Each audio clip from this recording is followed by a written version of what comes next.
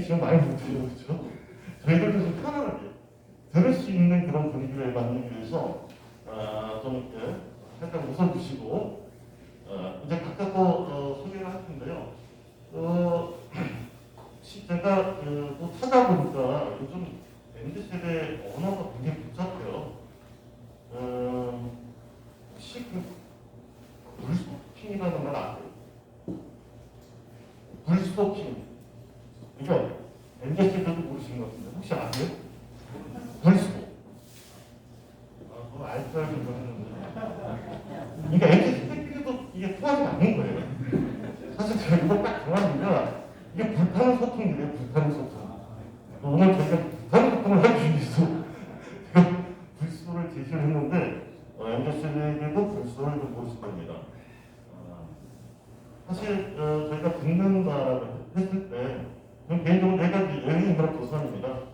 저도 개인적으로 여행도 많이 하고 여행과 관련된 일을 하고 있는데 여행을 가기 전에 항상 많은 질문 중에 하나가 거기 가면 무슨 말을 해야 될까요? 말을 어떻게 통할까? 어떻게 해야 말이 통할까? 이런 질문을 제일 많이 받습니다. 그래서 사실 여행뿐만 아니라 그러니까 뭐 일상 자체가 사실은 여행과 같은 삶인데 어떻게 대화를 해야 될까?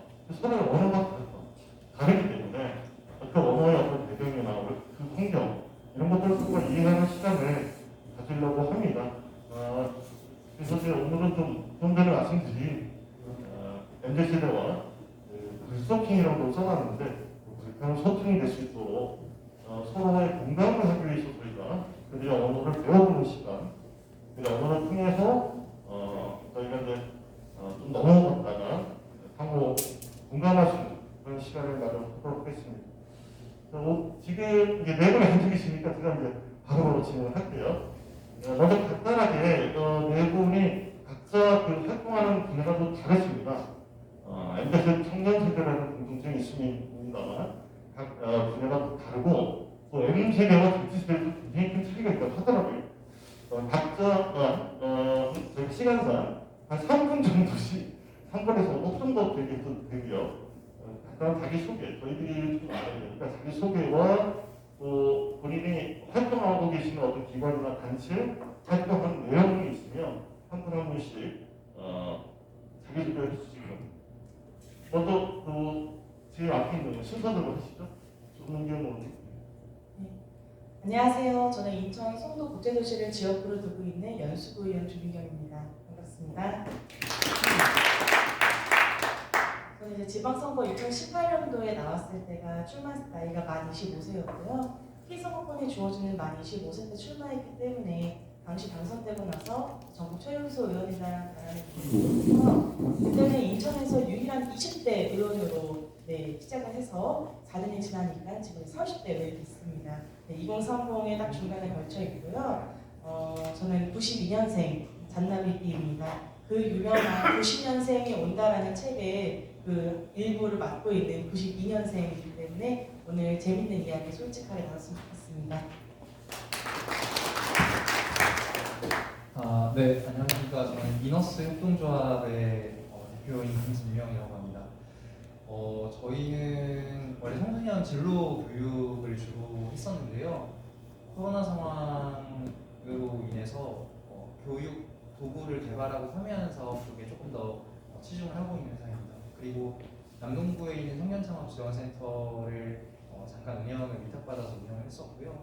그리고 지역에 있는 인천 지역에서 사업을 시작한 청년들이 지역사회를 떠나지 않고 이 안에서 계속해서 활동할 수 있도록 서로 고민하고 대화하는 모임들을 진행을 하고 있습니다. 네, 잘 부탁드리겠습니다. 네, 안녕하세요. 저는 모나기스타를 운영하고 있습니다. 몬스터 레코드라고 하는 회사 대표로 있고요. 현재 약 20명 정도의 청년들과 함께 일을 하고 있습니다. 사회적 기업이고 인천광역시 일자리위원회 사회적경제분과 부위원장을 맡고 있습니다.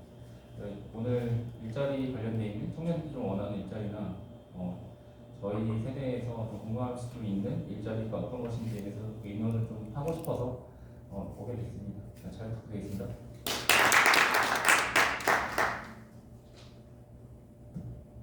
네, 안녕하세요. 아마 이 자리에서 가장 어린 사람으로 생각이 되는데요. 22살이고요. 인하대 정치외교학과에서 공부를 하고 있고요. 소속은 사실 다양한 소속이 있어서 그냥 편하게 공익활동가라고 부르고 있습니다. 대표적인 소속은 여가부 산하의 한국청소년활동진흥원에서 공공기관 이사를 역임하고 있고요. 아마 전국에서 가장 어린 공공기관 이사가 아닐까 생각을 하고 있습니다.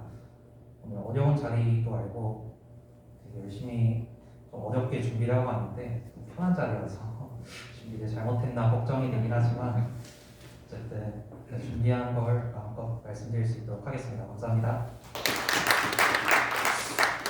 네, 저희가 바로 시작하겠습니다. 오늘 토론은 각 분야에서 활동하고 계시는 MZ세대 지금 설명 들었습니다만 20대부터 Z세대죠. 그리고 문화교육 하시는 분야 M세대까지 다양하게 계신데 네 분의 발제를 한 10분 정도 하면 네 분이면 40분 되겠죠. 10분 정도 먼저 발제를 듣겠습니다. 발제를 먼저 듣고 나서 그다음에 저희가 이제 기성세 지금 오신 분들이 기성세대니까 좀 그렇죠. 같은 청년인데 또 나이 든 청년이죠.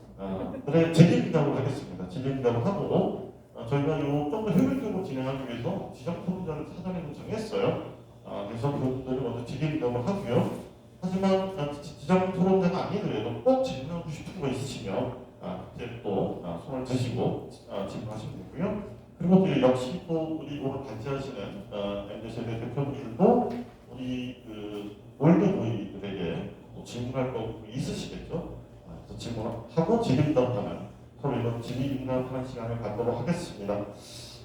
그러면 제 첫 시간으로 제 순서에는 인천 연수구의원 조민경 의원이 딱 제보도 있어서 우리 조민경 의원 모시고 MZ세대가 바라는 소통법이라는 게 알려주셨습니다. 주제로 말씀 청해드리겠습니다.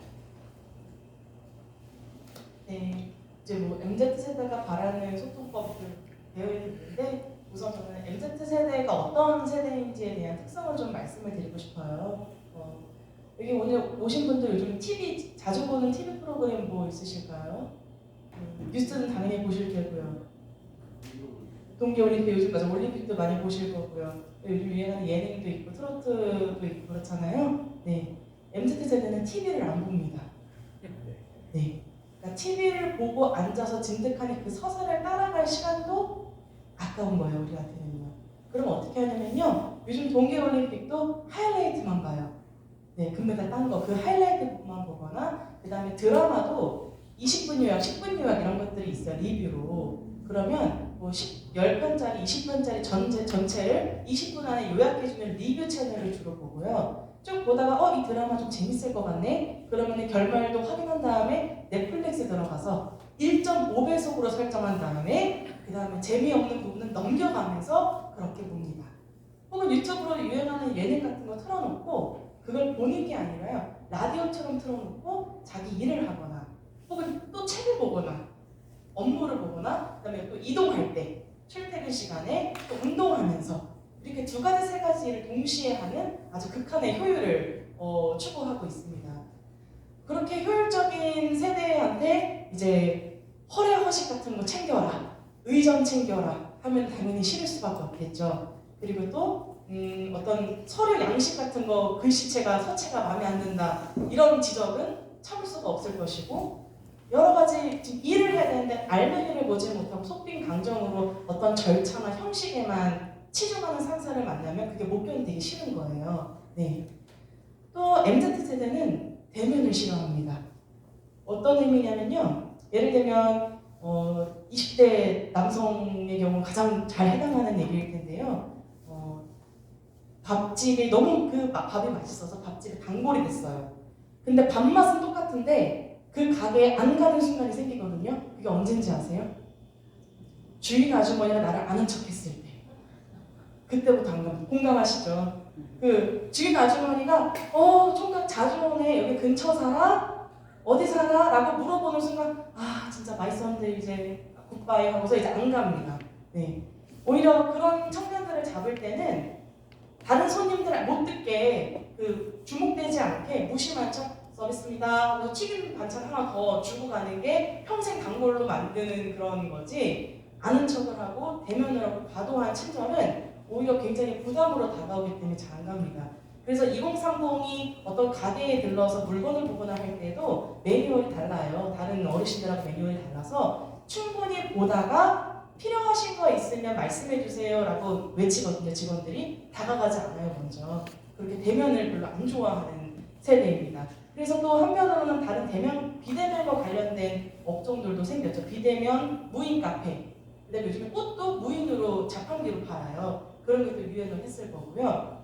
그러다 보니까 대기업에서는 과감하게 대면 보고 절차를 없앴어요. 오히려 대면 보고가 어렵고 불필요하다고 생각을 해서 간단하게 간소화해서 모바일 보고서, 모바일 결제 시스템을 만들었습니다. 그렇게 또 기업에서 변화가 있고요.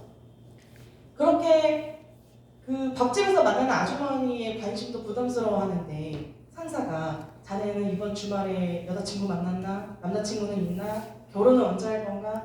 결혼한 사람한테 아이는 언제 낳을 건가? 이런 질문들이 굉장히 한편으로는 불쾌하다라고 느껴질 정도로 무례한 질문이 될 수도 있는 거예요. 왜냐하면 우리가 지금 사적으로 만난 사이가 아니고 공적으로 일을 하려고 만난 사이에 그런 질문들이 윗사람들 입장에서는 더 친해지려고 사적인 질문을 하는 거지만 젊은 사람들 입장에서는 내 영역에 침범하는 무례한 질문이 될 수도 있는 거죠. 그래서 그런 것들이 어떻게 보면은 MZ세대는 꼰대, 우리 윗사람들 입장에서는 친해지려고 했던 질문이 아랫사람들 입장에서는 꼰대스러운 질문이다, 해서는 안 되는 질문이다, 이렇게 느껴질 수도 있는 거고요. 그래서 그리고 최근에 이제 뉴스 같은 데서 나오는 게 기자가 퇴근하는 사람 신입사원을 붙잡고 6시에 지금 퇴근하시나 봐요? 라고 물어봤어요. 회사에 들어가서 질문을 한 거예요. 예, 좀 퇴근해야죠. 할 일 다 끝났어요. 팀장님은 어디 계세요? 라고 물어봐요. 기자가. 그랬더니 팀장님 지금 회의 들어가셨어요. 그럼 팀장님이 회의 들어가셨는데 신입사원 퇴근하세요? 물어보니까 네, 저는 할 일이 끝나서요. 요즘에 세태가 많이 바뀌었죠. 보스가 퇴근을 하기 전인데도 밑에 신입사원은 다 퇴근을 하는 거예요. 그래서 직장 상사들이 처음에는 이상한에 한두 명이 들어왔나 보다 생각을 했는데 점점 시간이 흐를수록 이게 전 세대가 젊은 사람들이 다 이러니까 그동안 이상한 사람 한두 명이 들어온 게 아니라 우리가 잘못 생각해 왔구나라는 걸 깨닫게 됐다, 인정하게 되는 순간이 온 거죠. 근데 그 영상의 베스트 댓글이 뭐였는 줄 아세요? 6시 퇴근 시간에 퇴근하냐고 묻는 기자가 더 가관이다. 당연히 퇴근해야 되는 시간에 퇴근하세요라고 묻는 게 그게 정상이냐라는 질문이 또 있는 거죠. 한 대 얻어맞았어요, 저도. 그러니까 예전에는 내가 조직을 위해서 늦게까지 일하고 헌신하고 야근하는 게 당연하고 우리 조직의 어떤 분위기를 위해서 그 회식을 따라가는 거, 의무 참석하고 2차, 3차 가는 게 당연하고 그게 합리적인 행동이었다면, 조직에 맞는 합리고 이성이었다면 그 합리고 이성이었던 공식이 요즘 젊은이들한테는 비합리고 비이성이처럼 느껴지는 때가 온 거죠. 그래서 또 요즘 대기업에서는 그 멘토링 프로그램이라고 해서 임원하고 신입사원하고 매칭을 해서 멘토링 프로그램 하잖아요. 근데 그게 리버스 멘토링 프로그램입니다. 신입사원이 임원을 가르쳐요. 신입사원들의 문화를 임원에게 가르쳐 주려고 임원을 데리고 방탈출 카페를 데려가고 최신 유행하는 어떤 뭐 액세서리를 파는 곳을 데려가고 그다음에 네일샵을 데려가고 이렇게 하는 리버스 멘토링 프로그램도 생겼고요. 이렇게 뭔가 기업들이 바뀌고 있습니다. 그러면 이제 우리가 MZ세대는 제가 이제 말씀드린 건 굉장히 효율적이고 약간 대면을 좀 싫어하고 사적인 공간을 분리했으면 좋겠고 그만큼 대면을 싫어하고 그리고 조직에 헌신하기보다는 한편으로는 너무 개인적인 거 아닌가, 이기적인 거 아닌가 생각하기도 쉬울 것 같아요. 근데 이 얘기를 저는 정치로 조금 넘어와서 생각을 해보면요. 제가 이제 20대 현역 의원이기 때문에 그 저희 아버지 또래 어르신들이 저한테 와서 조 의원 미치겠어, 이제 대선도 있고 지선도 있고 한데 우리 아들놈은 20대 아들놈은 도둑당을 지지한대, 미친 거 아니야, 이런 식으로 저한테 막 토로하시는 거예요. 제가 민주당 의원이기 때문에 민주당을 지지하는 아버지 입장에서는 보수당을 지지하는 저쪽 아들이 생각이 이해가 안 되는 거죠. 저는 이렇게 생각해요. 20대 아들이 정말 비이성적인 거 아니야? 라고 하시지만 보수당을 지지하는 사람들 입장에서는 어떻게 저 진보당을 지지하는 사람이 너무 이상한 거 아니야? 각자 서로 이렇게 생각을 해요. 네. 각자 자기 입장에서는 그 지지하는 그 논리나 그런 이유가 다 타당하고 다 합당해요. 각자의 합리가 다 있는 거예요. 근데 방향이 조금만 내 입장에서 달리 보면은 그게 나한테 그 합리가 아닌 거죠. 그러니까 정치에서 보면은 지금 2030의 표심을 잡아라라는 내용으로 굉장히 많은 정치권의 고민들이 있잖아요. 근데 생각을 해보니까 그럼 이런 기사도 되게 많이 나왔어요. 2030은 보수화 되었는가? 2030의 보수화 이런 키워드로 기사가 굉장히 많이 나왔었는데 저는 2030이 보수화됐다고 보지 않습니다. 그 말은 한 번도 진보였던 적도 없어요. 그러니까 보수화됐다는 얘기는 그전엔 진보였는데 이제 갑자기 보수화가 되었나? 근데 한 번도 진보였던 적도 없고 보수였던 적도 없다고 저는 봐요. 그러니까 정당 일체감이라고 하는 거를 봤을 때 우리가 이제 4050이라고 그러면 그 이전에 민주화 운동을 하면서 민주화 세력이 주된 정당이 나의 정당 일체감이 딱 맞고 합리고 그게 정말 이성인 당을 지지하고 조금 잘못해도 그 잘못을 그래도 이번엔 잘못했지만 다음에 더 잘해라고 응원해줄 수 있는 당이 있는 거고 또 그 이상 6070이 될 수도 있고 다른 그 윗세대 분들은 직간접적으로 전쟁을 경험하셨고 그다음에 빨갱이 이런 단어에 대해서 굉장히 또 민감하게 반응할 수도 있는 거잖아요. 그러니까 그런 쪽에 반대해서 그러니까 그런 쪽 관련해서 또 어떤 이념이나 이런 걸 굉장히 중요하게 생각할 수 있는데 2030 입장에서는 빨갱이니 북한이니 민주화니 내 피부에 와닿지 않는 거예요. 민주화 운동하면은 여기 계신 분들은 다 굉장히 가깝게 느끼는 다 경험해본 일들이실 텐데 92년생인 제 입장에서 80년대에 있었던 민주화 운동은 교과서에서나 배운 이야기입니다. 전혀 와닿지 않아요. 그러면 전혀 와닿지가 않는 그런 이야기를 내가 경험해보지 못하고 내가 태어나기도 전에 이미 종결되었던 민주화 운동이니 아니면은 북한과 관련된 어떤 뭐 전쟁이니 이런 것들에 대한 정치 문법을 갖고 와서는 2030을 설득할 수가 없는 거예요. 그렇기 때문에 2030은 새로운 언어를 갖고 이제 얘기를 하는 거죠. 내 삶에 정말 피부에 와닿는 진짜 정책을 갖고 얘기할 수 있는 정당이 어딘가. 그러면은 박근혜 때 탄핵을 위해서 촛불을 들었을 때에는 그때는 보수에다가 촛불을 든 게 아니라 보수 가치에 촛불을 든 게 아니라 당시 그 대통령이 너무나 비이성이고 비합리였기 때문에 이런 대통령이 있을 수 있나라는 거기에 촛불을 들었던 것이고 그래서 당시 뭐 진보가 됐던 것도 아니고 그래서 그 다음 선거 때는 문재인 대통령한테 표를 줬을 수 있지만 또 그 다음에 또 민주당 쪽에 계속 표를 준다는 건 보장된 표가 아닌 거거든요.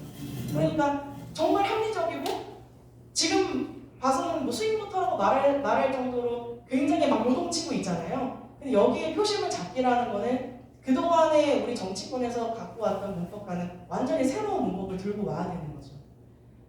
이제 우리 젊은 사람들과 소통, MZ세대와의 소통 이렇게 위에서도 어려워하시고 아래에서도 윗분들하고 소통하기가 어려운데 그 기원전 1700년대 수메르인들의 그 벽화에 보면 이런 문구가 있어요. 요즘 젊은 것들 버르장머리 없다. 네. 그래서 소크라테스가 이렇게 얘기했어요. 소크라테스 말 요즘 젊은 애들 부모에게 대들고 선생님에게 대들고 밥 먹을 때 너무 개걸스럽게 먹는다. 그러니까 그때 당시에도 밑에 사람들에 대해서 어떤 이해하지 못할 것들이 그 옛날에도 있었다는 거예요. 기원전 1700년 전에도 있었다는 거잖아요. 그러니까 사실은 우리나라는 특히나 더 강한 것 같아요. 자유유서 문화도 있고 나이를 서로 오픈하는 순간 권력관계가 형성되잖아요. 형님, 아우, 누님, 동생 하면서 나이를 서로 오픈하는 순간 형성되는 권력에 한 살이라도 더 많은 내 의견을 따라오지 않고 나를 존경하지 않고 나를 알아주지 않으면 그 밑에 있는 사람들은 굉장히 밑에 있는 사람이 이견을 제시하는 순간 버르장머리 없고 생각이 부족하고 경험이 부족한 사람이 돼버리는 거예요. 근데 그렇게 생각을 하면서 밑에 젊은 MZ세대를 대하는 순간 그거를 바로 알아챕니다. MZ세대 입장에서는 위에서 주신 어떤 그런 조언들, 경험의 어떤 산물들 감사한 일이지만 그게 조언으로 받아들여지지 않는 거죠. 그거를 윗분들도 위에서도 다 느끼실 거고 저는 그렇게 생각해요. 결국에는 지금 우리가 유튜브니 뭐니 너무나 빠른 정보, 너무나 많은 정보를 습득하는 속도나 그다음에 양이나 그 이전 세대랑 비교도 안 되게 지식의 습득 속도, 양은 엄청나게 달라졌을 거예요. 하지만 이렇게 되기까지 그 이전 세대의 어떤 희생과 그다음에 그 반석 위에 우리가 손쉽게 이런 능력을 얻게 된 거기도 하잖아요. 기술력도 얻게 된 거고. 우리도 그렇게 생각해야 되고, 또 우리 기성세대 분들은 내 자식이 나보다 잘 됐으면 좋겠다라고 생각하듯이, 나보다는 잘 됐으면 좋겠다 내 자식이 생각하듯이, 어차피 그 다음 세대는 지금 기성세대보다 더 잘나고 멋지게 올라가는 그런 세대기를 바란다면, 그렇게 될 거라고 생각을 한다면, 서로 조금 그렇게 생각을 해준다면 이해하기가 좀 더 편하지 않을까라는 말씀을 드려봅니다. 네. 아주 시원시원하게 이해가 쏙쏙 됩니다. 그런 차원에서 저희가 오늘 아까 리버스 멘토링 얘기하는데, 저희가 이렇게 MZ 세대를 모셔서 저희가 지금 그 리버스 멘토링을 하는 게 아닌가 생각이 듭니다. 다음으로 저희 이강민 씨, 청년 이강민 씨 문화계 활동하시는데요. 일자리와 관련된 청년 일자리, 복지 이런 주제로 말씀을 해주시겠습니다. 네, 안녕하세요. 현재 이제 제가 운영하고 있는 회사는 기획사거든요. 문화 기획을 하는 회사인데, 제가 저희 회사는 직원들의 평균 연령대가 30살입니다. 그러니까 제가 제일 거의 나이가 많다고 보시면 돼요. 직원들이 평균 30살이기 때문에 20대 중반부터 30대 초반이 제일 많은데, 제가 이 친구들과 같이 일을 하면서 지금 조민경 의원님이 말씀하신 거에 좀 되게 공감도 하지만, 또 제가 회사를 운영하는 입장에서는 또 공감하지 못하는 MZ세대라고도 볼 수 있을 것 같습니다. 저는 근데 제가 책임을 지고 있는 상황이기 때문에 그럴 수 있을 것 같아요. 뭔가 요즘 젊은 친구들 같은 경우에 일을 하든 아니면 뭘 하든 간에 본인이 책임을 지는 행위를 좀 많이 안 하려고 해요. 뭔가 좀 피하려고 하고, 좀 일에서도 결정을 좀 해주기를 바라고, 자기가 결정을 하는 거에 대해서 부담스러워하는 부분이 있습니다. 그러니까 본인 개인적인 거는 굉장히 명확한데, 같이 이런 조직에서의 일을 할 때 의견을 내거나 이런 거에 좀 어려워하더라고요, 많이. 아까 말씀하신 것도 되게 공감이 많이 갔는데, 그러면 이들이 원하는 일자리는 어떤 건가라는 부분을 저도 나름대로 고민을 해봤는데, 퇴사하는 직원들한테 많이 물어봤거든요. 뭐가 불만이냐. 참고로 이번 달에 저희 회사에 퇴사자가 4명이거든요.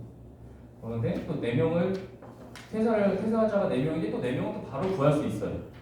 이것도 되게 신기한 거죠. 그러니까 그만큼 인재들이 또 많고, 그만큼 또 인재들이 또 쉽게 직업을 바꾼다. 근데 보통 퇴사하는 직원들이 나이대가 20대 중후반의 친구들이 굉장히 많이 퇴사를 했다가 또 입사하는 친구, 또 그런 친구들도 입사를 많이 하고, 약간 30대 초중반인 친구들은 퇴사율이 좀 낮고, 거의 20대 중후반인 친구들이 퇴사율이 좀 높은 것 같아요. 저희 회사 같은 경우는 그렇게 있거든요. 근데 일단은 일을 하는 데 있어서 재미가 있어야 된다고 생각합니다. 뭔가 내가 처음에는 이게 재밌을 것 같아서 한 거예요. 이 일이 정말 기획이라는 일이 어떤 거에 한정돼 있지 않고, 저희 회사 같은 경우에 되게 많은 일들을 하는데, 단순히 뭐 이렇게 행사나 이런 이벤트적인 부분이 아니라 공간에 대한 기획도 하고, 저희가 뭐 전시나 혹은 뭐 역량 강화라든지 뭐 이런 것들도 다 기획을 하거든요. 근데 이렇게 뭔가 다양한 일을 하니까 재밌을 것 같아서 왔다가 하다 보니까 이게 힘든 거예요. 그러니까 그러면 제가 이제 얘기를 하죠. 힘든 게 있으면 언제든지 말을 해라 이랬는데, 아까 의원님이 말씀하신 것처럼 말을 안 하는 거예요, 이들은. 그러니까 전의 상식상으로는 저는 그래도 제가 끝낼 수 있어요. 저는 제가 하고 싶은 얘기가 있으면 그래도 저보다 윗사람이라도 소통을 하려고 노력을 하는 편이거든요. 근데 저보다 이제 제가 이제 38, 39 이 정도 먹었습니다. 근데 저보다 한 10살 어린 친구들은 그 자체가 불편하잖아요. 그래서 퇴사할 때도 그냥 오히려 통보를 해요, 저한테. 이게 뭔가 이 앞에 사전에 깜빡이가 없어요. 대부분 그냥 약간 퇴사하기 전에 어떤 불만 같은 걸 표출을 어느 정도 하든지 좀 대립이 있다든지 뭐 이러다가 퇴사를 고성은 하게 된다고 저도 생각했는데 요즘 친구들은 그냥 진짜 그러니까 나가겠습니다 하기 전날까지도 빵긋빵긋 웃으면서 그냥 자기 얘기를 다 막 해요. 그리고 되게 막 열심히 하겠습니다 이래. 근데 다음날 갑자기 대표님 제가 드릴 말씀이 있어요. 그리고 저는 이번 달까지입니다. 이렇게 통보를 딱 때리거든요. 때리면 저도 이제 제가 같은 어떤 그래도 나이대가 막 엄청 나이 차이가 나지 않는다고 저는 생각하는데 이해할 수 없을 때도 있습니다. 근데 얘기를 들어보면 공통적인 거는 뭐냐면 아까 말씀드린 것처럼 내가 생각한 것보다 이게 그렇게 재밌지 않았어. 그리고 내가 좀 다른 일을 해보고 싶어라고 하는 것들 그리고 좀 쉬고 싶어 이런 거에 많이 포커싱이 돼 있어요. 20대 중후반 친구들 얘기가 변명이라고 볼 수도 있지만 이게 되게 좁혀지잖아요. 나가는 친구들에 대한 그런 이유들이 대부분 좁혀지거든요. 그래서 제가 물어봐요. 저희 회사 같은 경우에는 나름대로 젊은 친구들이 많다 보니까 회사 내 분위기가 되게 자유로워요. 저희가 뭐 이렇게 막 직급 때문에 막 어려워하거나 이런 게 아니라 그들 안에서는 저는 대표니까 어렵겠지만 그들 안에서의 의견이나 이런 것들은 굉장히 자유롭게 움직이거든요. 우리 회사에서 사람이 싫어서 나가는 거야? 라고 얘기하면 그런 건 전혀 아니다. 나는 사람이 싫어서 그런 게 아니고 내 상황에서는 지금 내가 나가고 싶은 거다. 이렇게 얘기를 하는 거죠. 명확한 어떤 이유도 그냥 근거도 사실 크게 없는 거죠. 그냥 감정적인 선이 되게 중요한 거죠.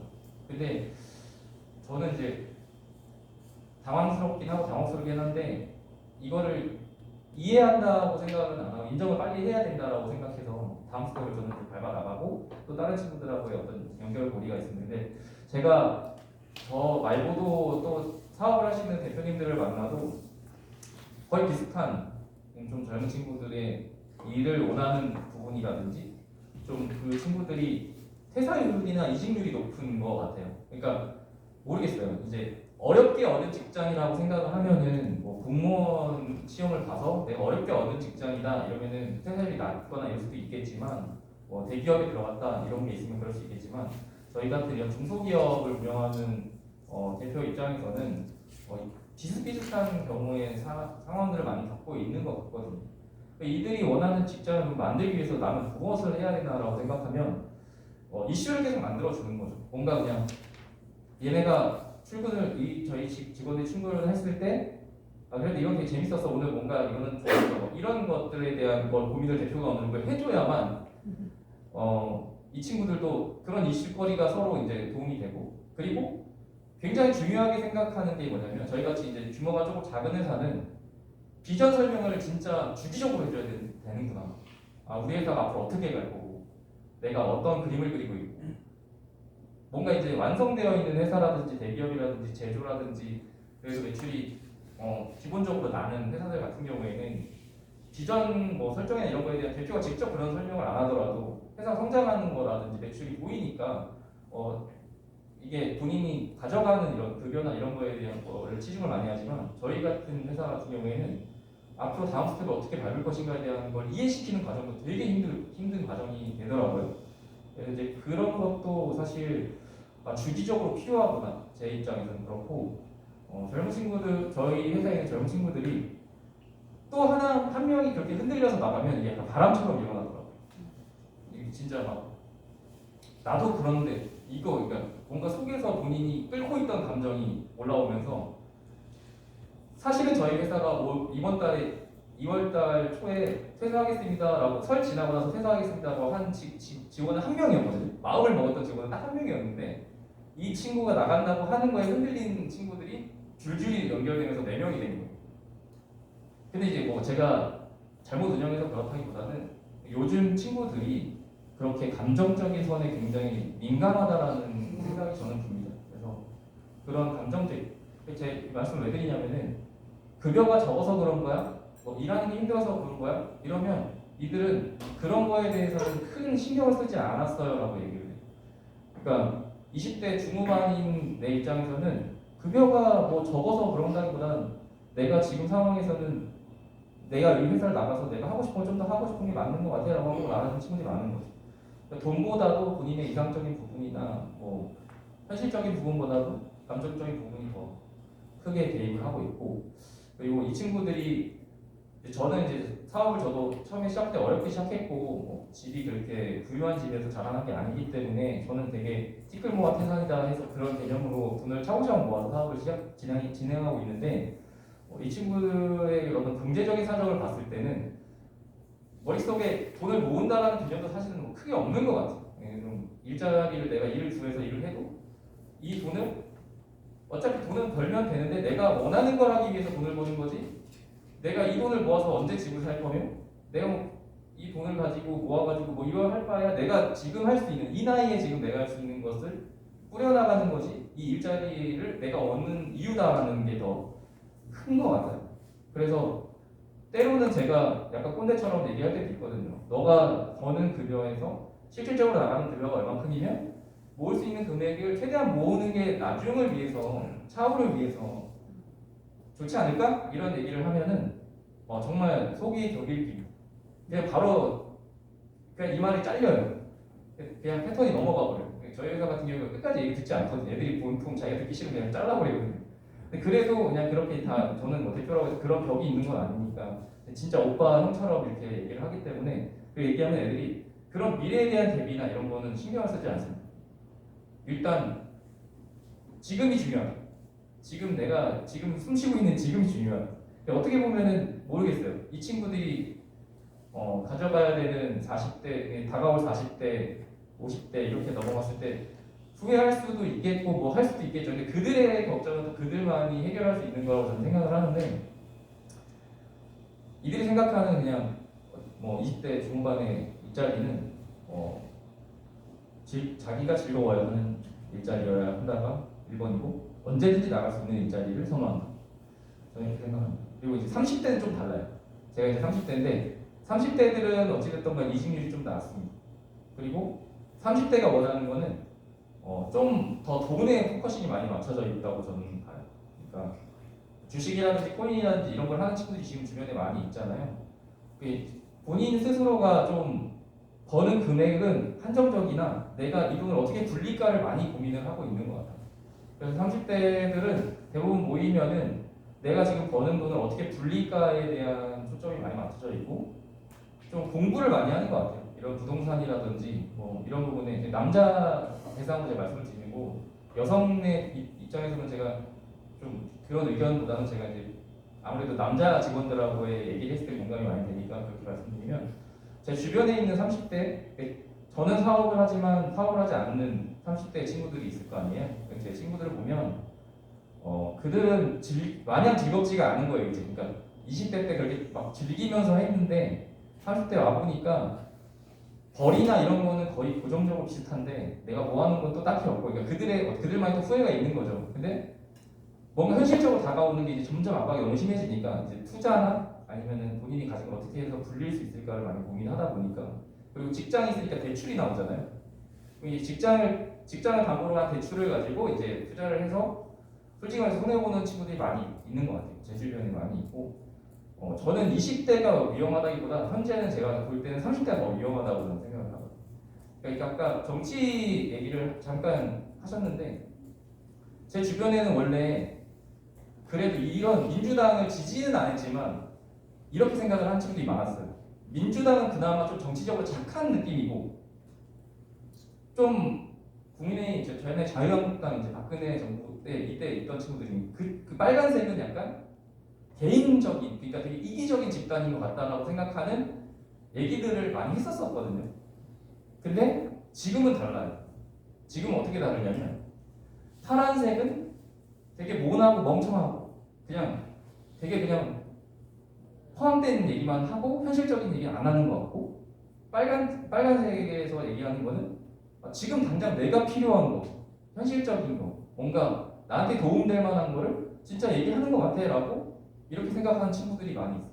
그러니까 정권 자체가 사실 뭐 경제적인 부분에서 너무 많이 30대 애들이 본인들이 받는 그런 애로사항이 많다 보니까 그렇게 된 것 같아요. 좀 그러니까 약간 이런 이미지가, 원래는 이제 파란색은 좀 착한 것 같아, 빨간색은 좀 이기적인 것 같아, 이런 느낌이 오히려 이제 착한 색은 착하니까 너무 바보 같아, 빨간색은 너무 얕아서 오히려 얘네들 얘기를 듣는 게 내가 살기에 더 좋은 세상일 것 같아 라고 이렇게 생각이 되는 거 아닌가라는 그런 느낌을 좀 받는 것 같습니다. 저는 개인적으로. 그래서 제가 30대들의 일자리는 어찌됐든 간 치중이 되어 있는 건 금액이다. 그러니까 액수에 굉장히 치중이 많이 돼 있다고 보면 되고 20대 일자리를 원하는 거는 본인이 하고 싶은 것에 대한 치중이 언제든지 옮길 수 있고 언제든지 내가 선택할 수 있는 일에 대해 많이 포커싱이 맞춰져 있다. 그러니까 내가 이걸 내려놓고 당장 내일이라도 떠날 수 있는 일이면 난 너무 좋을 것 같아 라고 생각하는 것 같아요. 이런 부분에서 제가 일자리에 대해서 좀 제 의견은 이렇습니다. 네, 여기까지 하겠습니다. 네. 네, 같은 MZ세 중에서도 제일 또 연장자면서 개인 사업을 하시다 보니까 그 반영이 되는 것 같고요. 서로 또 다르다고 얘기하는데 저도 이게 자료를 보다 보니까 요즘은 실존주의, 우리가 알고 있는 실존주의가 아닙니다. 요즘 실존주의는 싫어하는 것도 존중해줘라 라는 실존주의랍니다. 그거 깜짝 놀라긴 했는데 같은 MZ세대도 서로 다르고 다르다는 거 제가 재미있는 것 같아요. 제가 볼 때. 다음에는 저희 Z세대입니다. 여기서 나이를 얘기하면 꼰대인데 자꾸 그렇게 습관이 돼요. 저는 꼰대 아닌 줄 알았는데 제일 어린 친구 이렇게 얘기하다가 대학생입니다. 저희 박승호 공익활동가 박승호 씨 모시겠습니다. 안녕하십니까. 아까도 소개해드렸듯이 저는 대학생이고요. 현재 올해 이제 3학년 진학을 앞두고 있습니다. 사실 오늘 발제문을 따로 써왔는데요. 다들 안 읽고 발표를 하시더라고요. 근데 저는 써온 걸 보면서 하는 게 편해서 쓴 거를 조금 읽으면서 제 생각을 공유드리도록 하겠습니다. 제가 발표할 주제는 Z세대가 생각하는 공정이라는 주제로 발표를 하고자 하는데요. 어떻게 보면 가장 난해한 주제일 수도 있다고 생각합니다. 결론부터 말씀드리면 Z세대가 생각하는 공정은 저는 정의할 수 없다고 생각합니다. 흔히들 이제 미디어나 언론에서 보면은 Z세대에게 공정이란 능력주의다 라는 말을 많이 하고 또 능력주의를 비판하는 그런 기사들이 많이 나오는데 저는 Z세대의 공정을 정의하려는 것부터가 잘못된 접근법이 아닐까, 그로 인해서 사회적 갈등이 더 조장되는 거 아닌가 하는 생각을 해봅니다. 공정에 대해서 사실 논란이 많이 나오는 게 제가 개인적으로 느낀 거는 2016년도에 국정농단 사건을 시작으로 해서 민주정권이 출범하면서 2019년에 조국 사태가 있었고 20년도에 인국공 논란이 있었고 그리고 작년에는 박성민 청년비서관 인사 논란 등등 되게 청년 세대, 특히 MZ 세대 사이에서 굵직굵직한 공정성에 관한 논란이 있었습니다. 그리고 사실 이 사건을 지나오면서 점점 Z세대가 현 정권에 대한 실망을 하게 된 그런 사건이 됐죠. 그래서 사실 이번 선거의 키워드를 말하자면 공정이라고 저는 생각을 하는데요. 여야 모두가 공정을 앞세우면서 관련된 공약을 내세우고 있는데 저는 여기서 과연 지금의 변화가, 지금 이뤄지는 이런 변화가 과연 이게 공정한가? 그리고 우리가 생각하는 공정이란 무엇일까 하는 걸 좀 말씀을 드리고자 합니다. 특히 제가 작년에 여성가족부 산하의 청소년 특별회의라고 청소년 위원 400명 이상이 모여서 정책을 정부에 제안하는 그런 기구에서 전국 부의장으로 있었는데요. 그 당시 정책 의제가 공정이었습니다. 저희의 정책 의제는 전문가분들이 정해주시는 게 아니라 한 5가지에서 6가지 안을 통해서 청소년 위원 전체가 투표를 통해서 선정을 하게 됩니다. 공정이라는 의제가 있었고 디지털도 있었고 환경도 있었는데 저는 사실 제가 투표할 때 청소년들이 공정이 그렇게 관심이 많은지는 몰랐습니다. 저는 당연히 디지털이 의제로 선정돼서 디지털에 관해서 우리 이야기를 할 수 있지 않을까 하고 생각했는데 투표 결과를 보니까 정말 많은 청소년들이 공정에 대해서 목소리를 내고 싶어 하더라고요. 그래서 저희가 작년 1년 동안 이제 전국위원들이 모여서 공정에 관해서 대한민국이 공정해지기 위해서 더 좁히자면 우리 청소년들이 공정한 사회에서 살기 위해서 어떤 정책을 내야 될까 정말 수없이 고민을 하고 총 27가지의 정책을 정부 부처에 제안을 하였습니다. 몇 가지 대표적인 것만 읽어드리면 되게 의외의 정책들이 많아요. 공정이라는 주제인데 청소년의 창업 기회 지원이라는 정책도 있고 학교별 편차 없는 본교과 프로그램 제공, 고교 학점제에 대한 내용도 있고 그리고 놀랍게도 피선거권과 그리고 교육감 선거 연령 하향에 관한 내용도 있고 또 복지에 관한 내용도 굉장히 많습니다. 사실 딱 공정이라는 단어를 들었을 때 생각나는 것이 저는 취업, 특히 할당제나 아니면 학생들 특히 Z세대 입장에서는 정시, 입시에 관한 생각이 가장 먼저 들겠죠. 근데 사실 교육에 관한 이야기도 많았지만 경제활동에 대한 이야기도 있었고 권리 및 참여에 대한 이야기도 있었고 복지에 관한 그런 이야기도 있었습니다.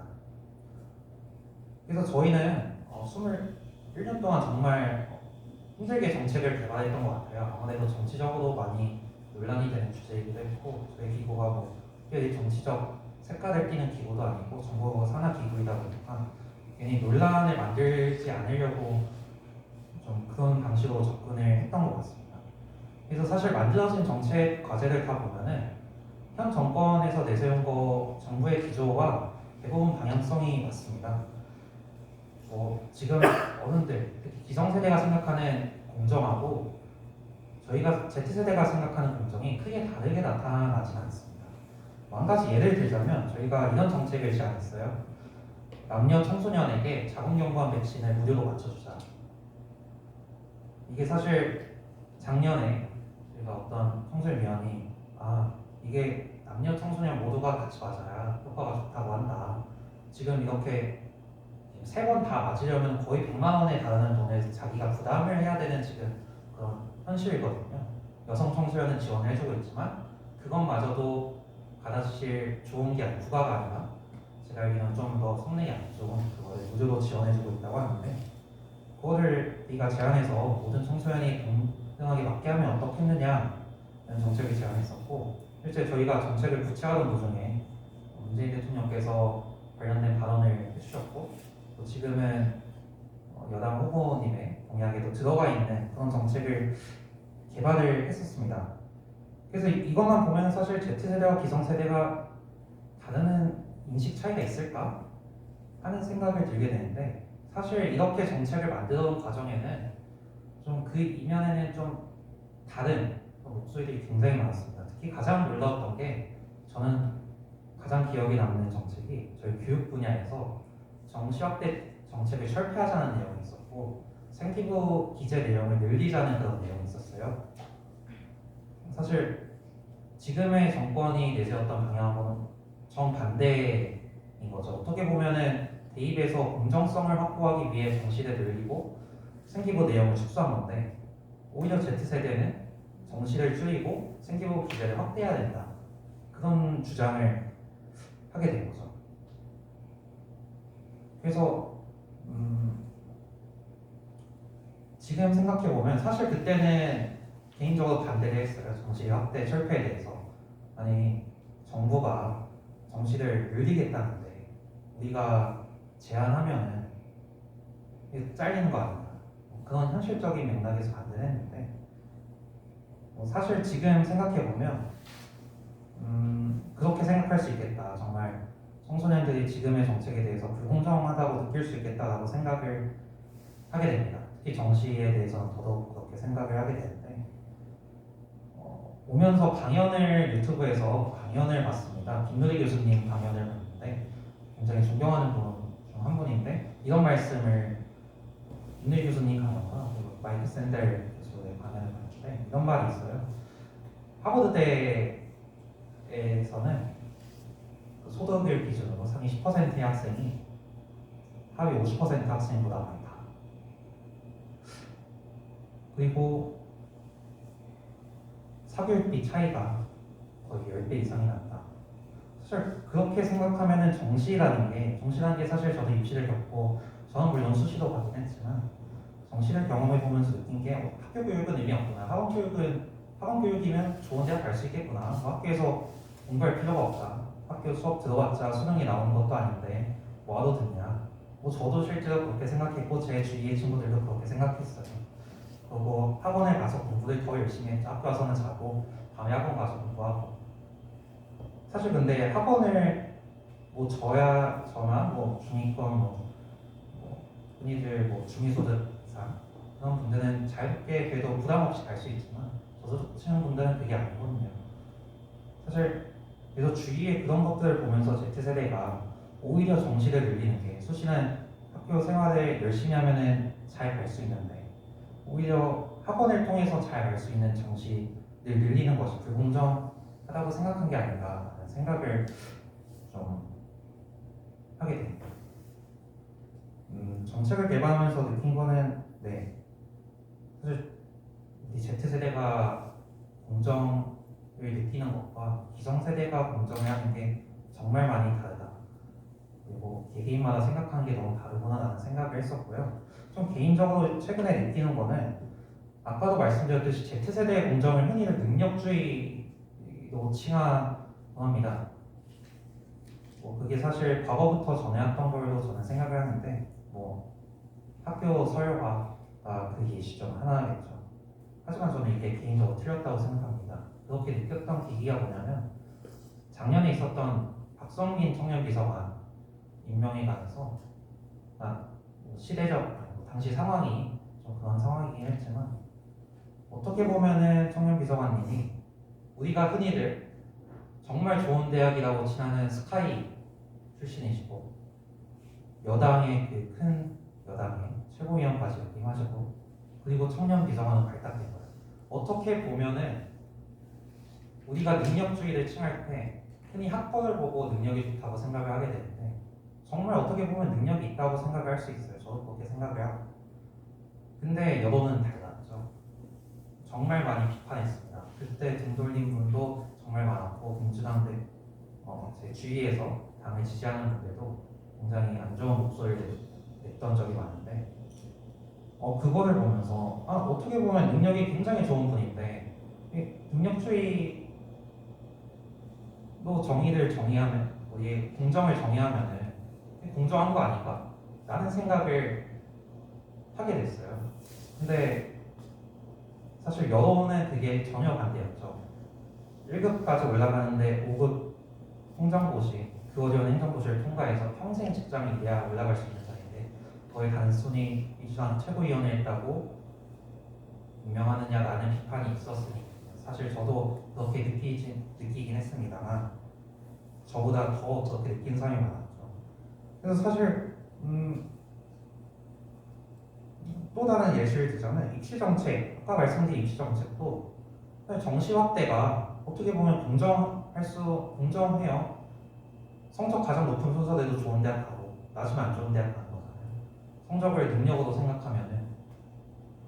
근데 Z세대가 정시 확대를 찬성했느냐? 그건 또 아니거든요. 오히려 정시 확대 실패를 얘기하고 있고 이건 뭐 기성세대도 같은 입장이긴 하지만 뭐 단순히 능력주의로만 우리 Z세대를 공정으로 정의할 수 없다라는 생각이 요새 많이 들었고요.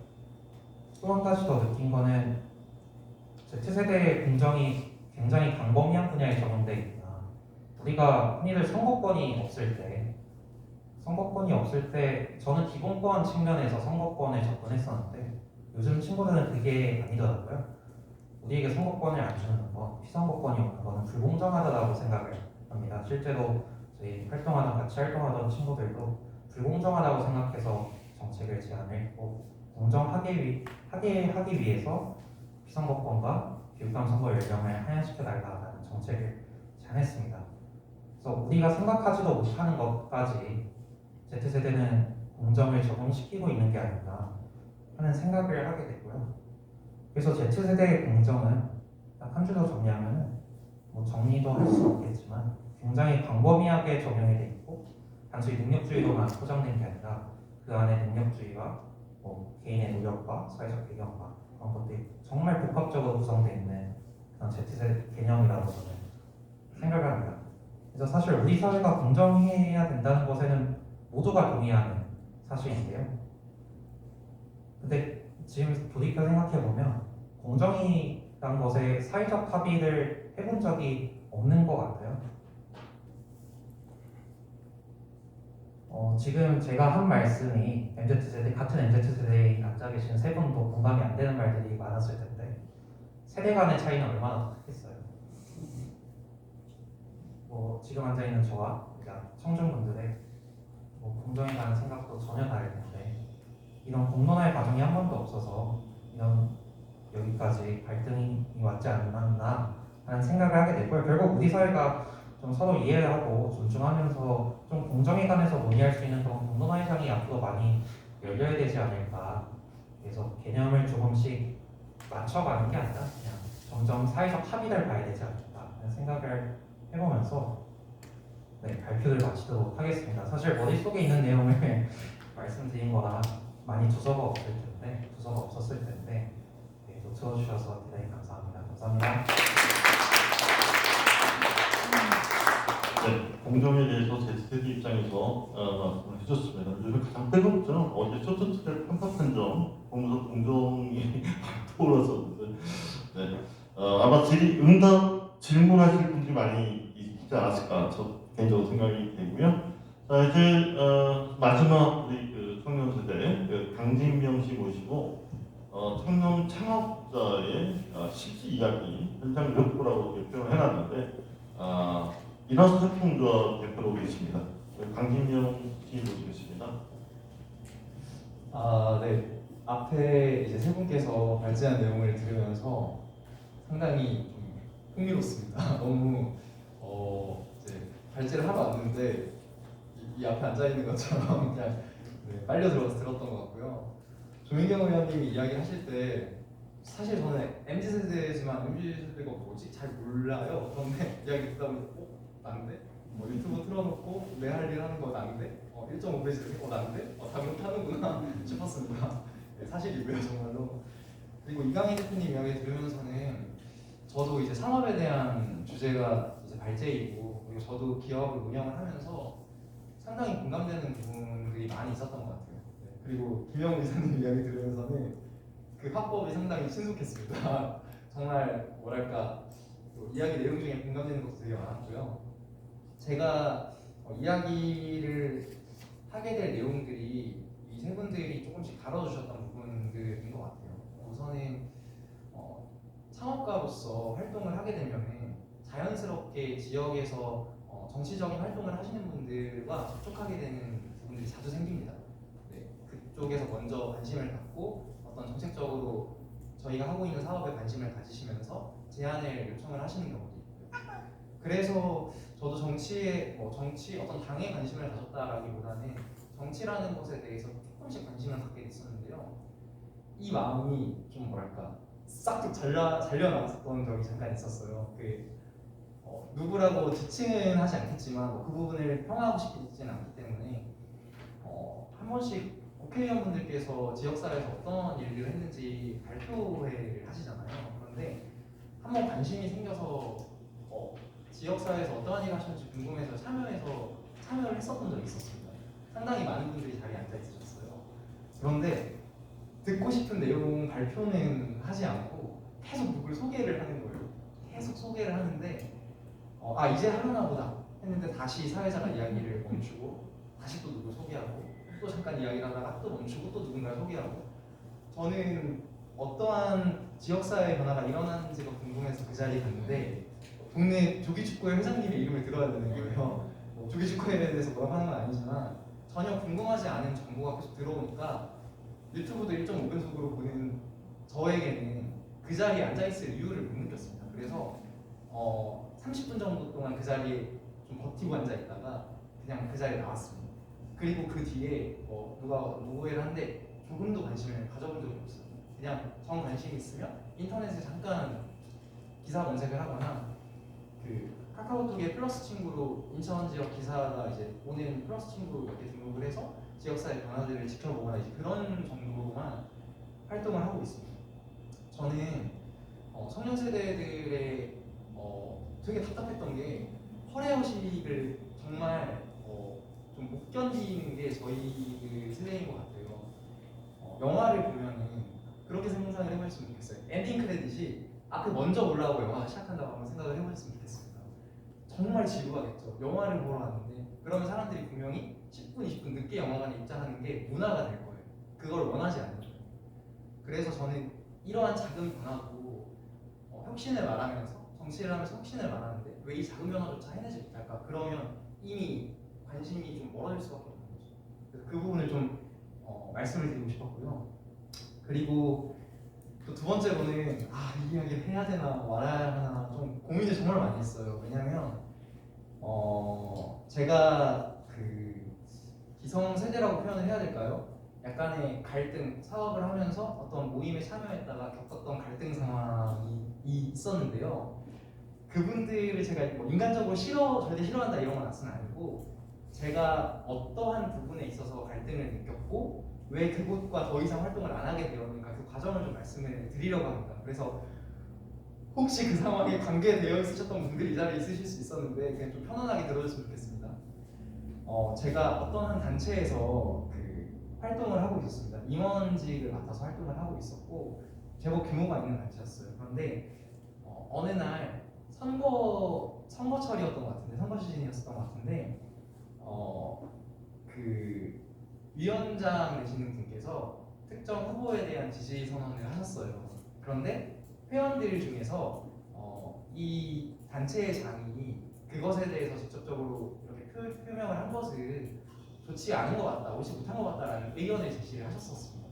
그런데 그 상황을 어떻게 해결했으면 좋겠는가에 대한 주제로 그 자리에 모여있는 임원분들께서 대화를 나누는 어떤 자리에 제가 있었던 거예요.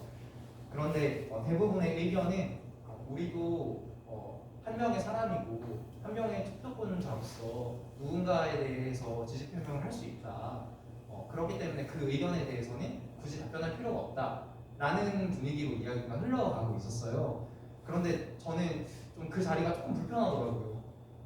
어떤 부분이 불편했냐면 그분께서 그렇게 지지 표명을 한 게 잘못했다 이거라기보다는 그분들이 이의를 제기한 부분이 저는 충분히 그럴 수 있겠다라는 생각이 한편으로는 들더라고요. 그렇기 때문에 그분들이 그렇게 받아들였다면 거기에 대해서는 충분한 설명과 필요하다면 사과까지 할 수 있어야 되지 않을까라는 게 제 의견이었습니다. 그런데 이제 그때 제가 마지막으로 제 이야기를 듣고 다음 한번은 넘어가자라고 이야기를 하셔서 제가 그 이야기를 시작하려고 했습니다. 시작하려고 했는데 제 말의 서두가 이제 그 위원장 분께서 잘못된 행동을 했다처럼 이제 서두가 시작이 된 거예요. 좀 강하게 서두가 나가기 시작했던 거예요. 그러다 보니까 거기에 있으셨던 분들이 조금 이제 감정이 상하시고 우리 그러면은 뭐 그렇게 하면 안 되는 거냐 뭐 이런 이야기를 하시면서 지금은 조금 그 상황이 이해가 되는데 그때 당시 저에게는 내가 솔직하게 생각하는 것들을 이곳에서 말할 수 없다면 내가 계속 이 자리에 있을 이유가 있을까? 나는 뭔가 허례허식과 내가 갖고 있는 생각을 솔직하게 표출하지 이곳에서 못한다면 그것을 할 수 있는 곳으로 가야지 라는 생각을 갖게 됐던 거예요. 그래서 제가 그곳에서 이제 활동을 천천히 마무리하다가 이제 활동을 정리를 하게 됐습니다. 제가 지금 올해 31살이 됐고요. 21살 때 사업을 시작을 해서 올해 10년차 정도가 됐어요.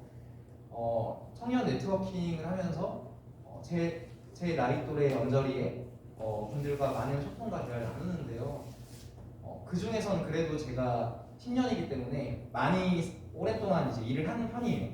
그런데 이 자리에 앉아 있으신 분들과 비교를 했을 때는 어떠신가요? 너무 되게 부족한 경력일 수 있고 그렇기 때문에 저도 인정을 하는 게 사람을 대하는 화법이라든지 내 의견을 어떻게 하면 조금 더 대화할 수 있는 방식으로 표출할 수 있을 것인가에 대해서 내가 정말 지금도 많이 부족하고 그때 저는 무려 4년 가까이 전이니까요 훨씬 더 부족했다라는 생각이 들어요.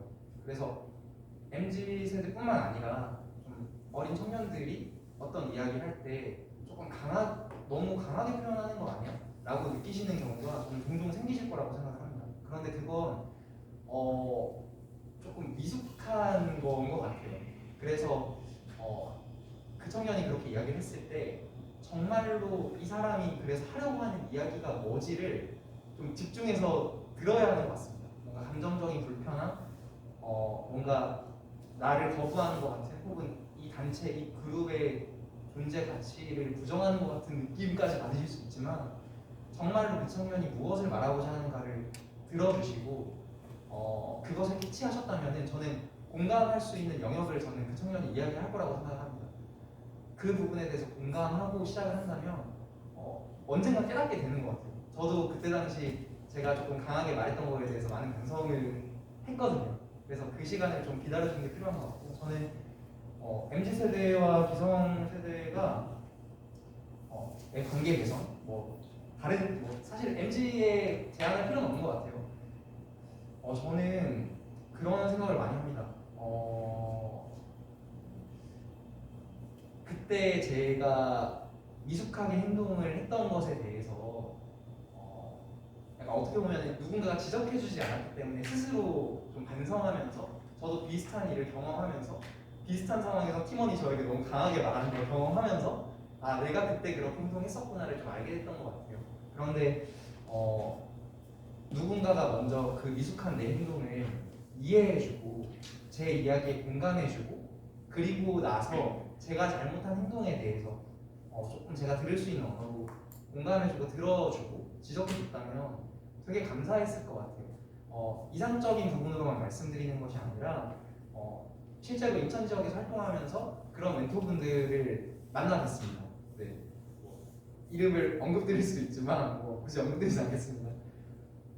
그런 소통이 좀 필요하다는 생각이 들고요. 그리고 저희 세대들도 좀 갖춰야 될 마음이 있는 것 같아요. 그러니까 노력하고 있다라는 거. 그러니까 이러한 자리를 사실 마련해 주신 것도 소통을 위한 노력을 하신 거잖아요. 그것에 대해서 정말 감사하게 생각을 합니다. 그런데 저희 세대들은 이들이 우리보다 먼저 앞서 나간 이들이 못하고 있다에 좀 강하게 초점을 맞추고 있는 것 같아요. 이들이 어떠한 노력을 하고 있다, 왜 못했을까? 이들도 이걸 알고 있는데 왜 못했을까가 아니라 알고 있는데 왜 안 해? 알고 있는데 왜 변화가 없어? 왜 못하는 거야? 라는 관점이 너무나 많은 거죠.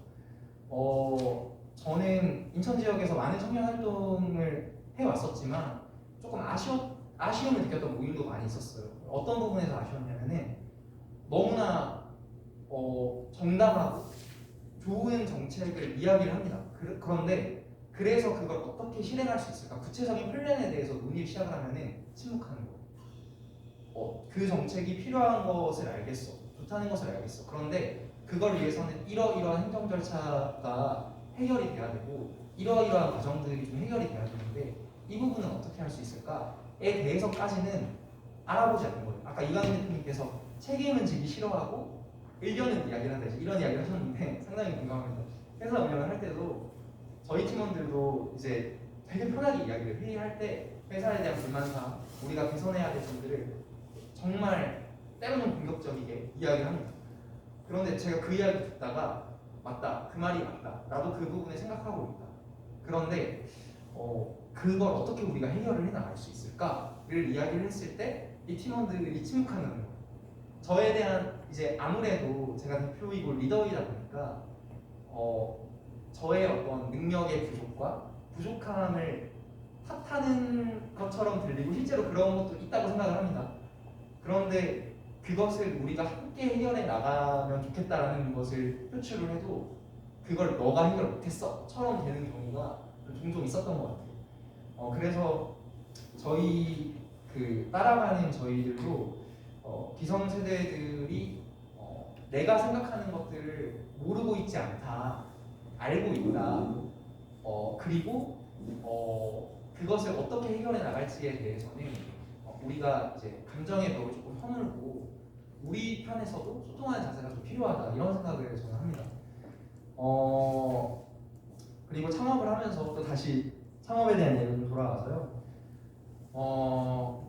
상당히 좀 답답하고 어려웠던 게 아무리 노력해도 뚫을 수가 없는 벽을 느꼈던 적이 종종 있었는데요. 그 중에 한 가지 말씀을 드리자면은 나라장터를 통해서 사업을 입찰을 받습니다.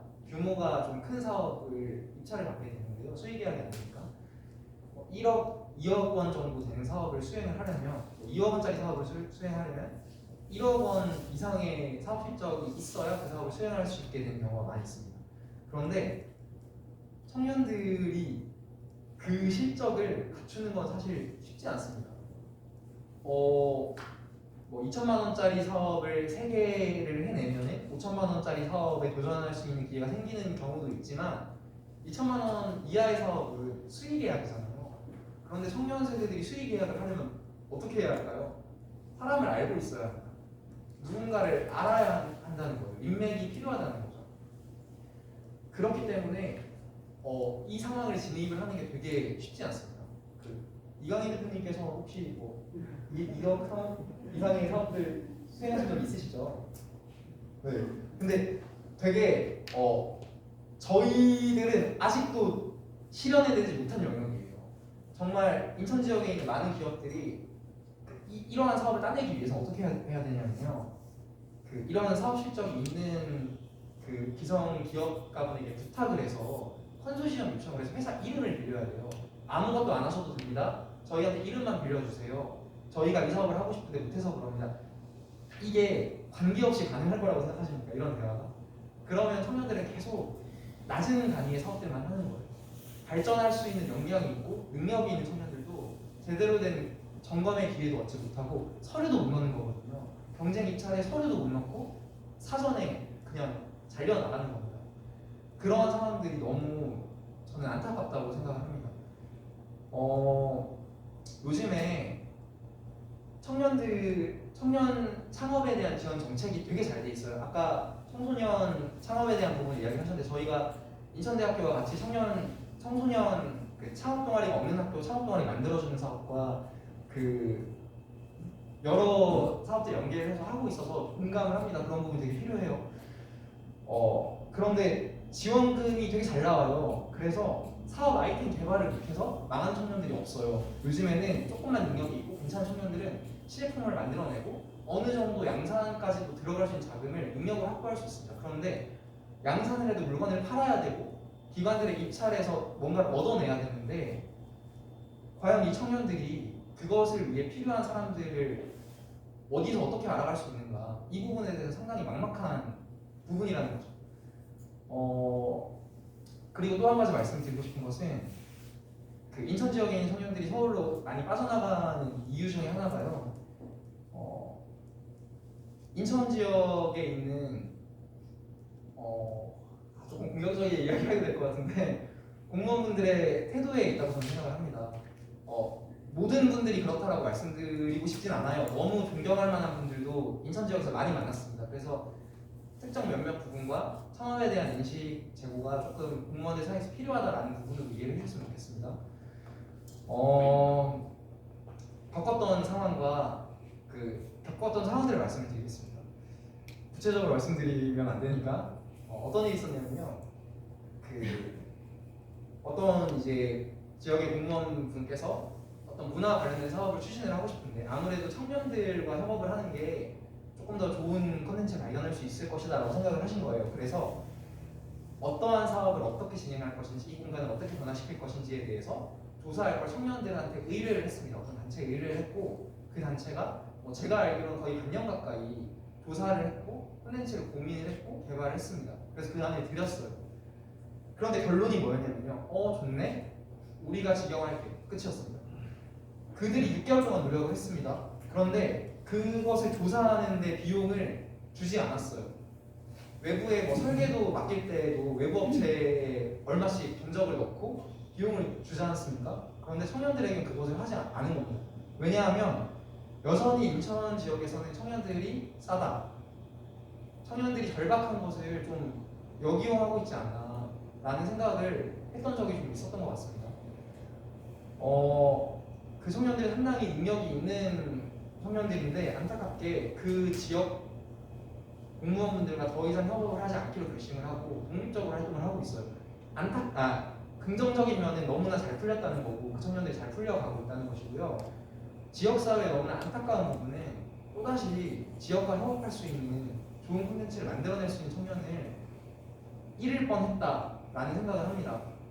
그래서 물론 몰라서 그랬을 수 있었다고 생각을 해요.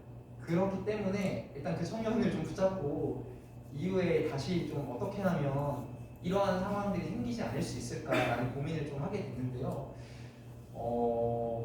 네, 그런 상황이 있습니다. 그리고 참 청년들이 사업을 진행을 할 때 좀 약간 속된 표현이긴 한데 예산 후려치기 좀 많이 당하는 것 같습니다. 네, 왜냐하면 저희들에게는 기회가 절실하기 때문에 도저히 할 수 없는 예산임에도 불구하고 실적을 만들어야 되거든요. 그래서 실적을 만들어야 되기 때문에 울며 부자 먹기식으로 사업을 진행을 하게 되는 경우가 많이 있습니다. 그런데 방금 말씀드렸던 얼마 이상의 사업이 축적이 돼야 더 이상 이 회사 조직을 온전히 유지할 수 없는 굴레에서 벗어날 수 있는데 그 기회를 주지 않고 계속해서 작은 단위의 예산 사업들을 할 수밖에 없는 구조로 상황들이 좀 몰려가고 있는 부분이 좀 있다는 것을 말씀드리면서 네, 제가 이야기 준비한 내용을 마치도록 하겠습니다. 감사합니다. 이렇게 해서 대부분의 그 MPC들의 각 분야에 활동하신 분들의 발제를 다 들었습니다. 지금 이제 시간이 한 9시간이니까요. 예의도 없지 않기 때문에 사전에 말씀드렸듯이 지정 토론자를 내가 정했거든요. 그래서 먼저 지정 토론자 중심으로 질의응답을 하고 다시 또 질의응답을 이어가 나가겠습니다. 첫 번째로 순서대로 할까요? 처음에 정민경 의원께서 MPC의 소통법을 말씀해 주셨으니까 지정 토론자는 정세 대표님이 말씀드리겠습니다.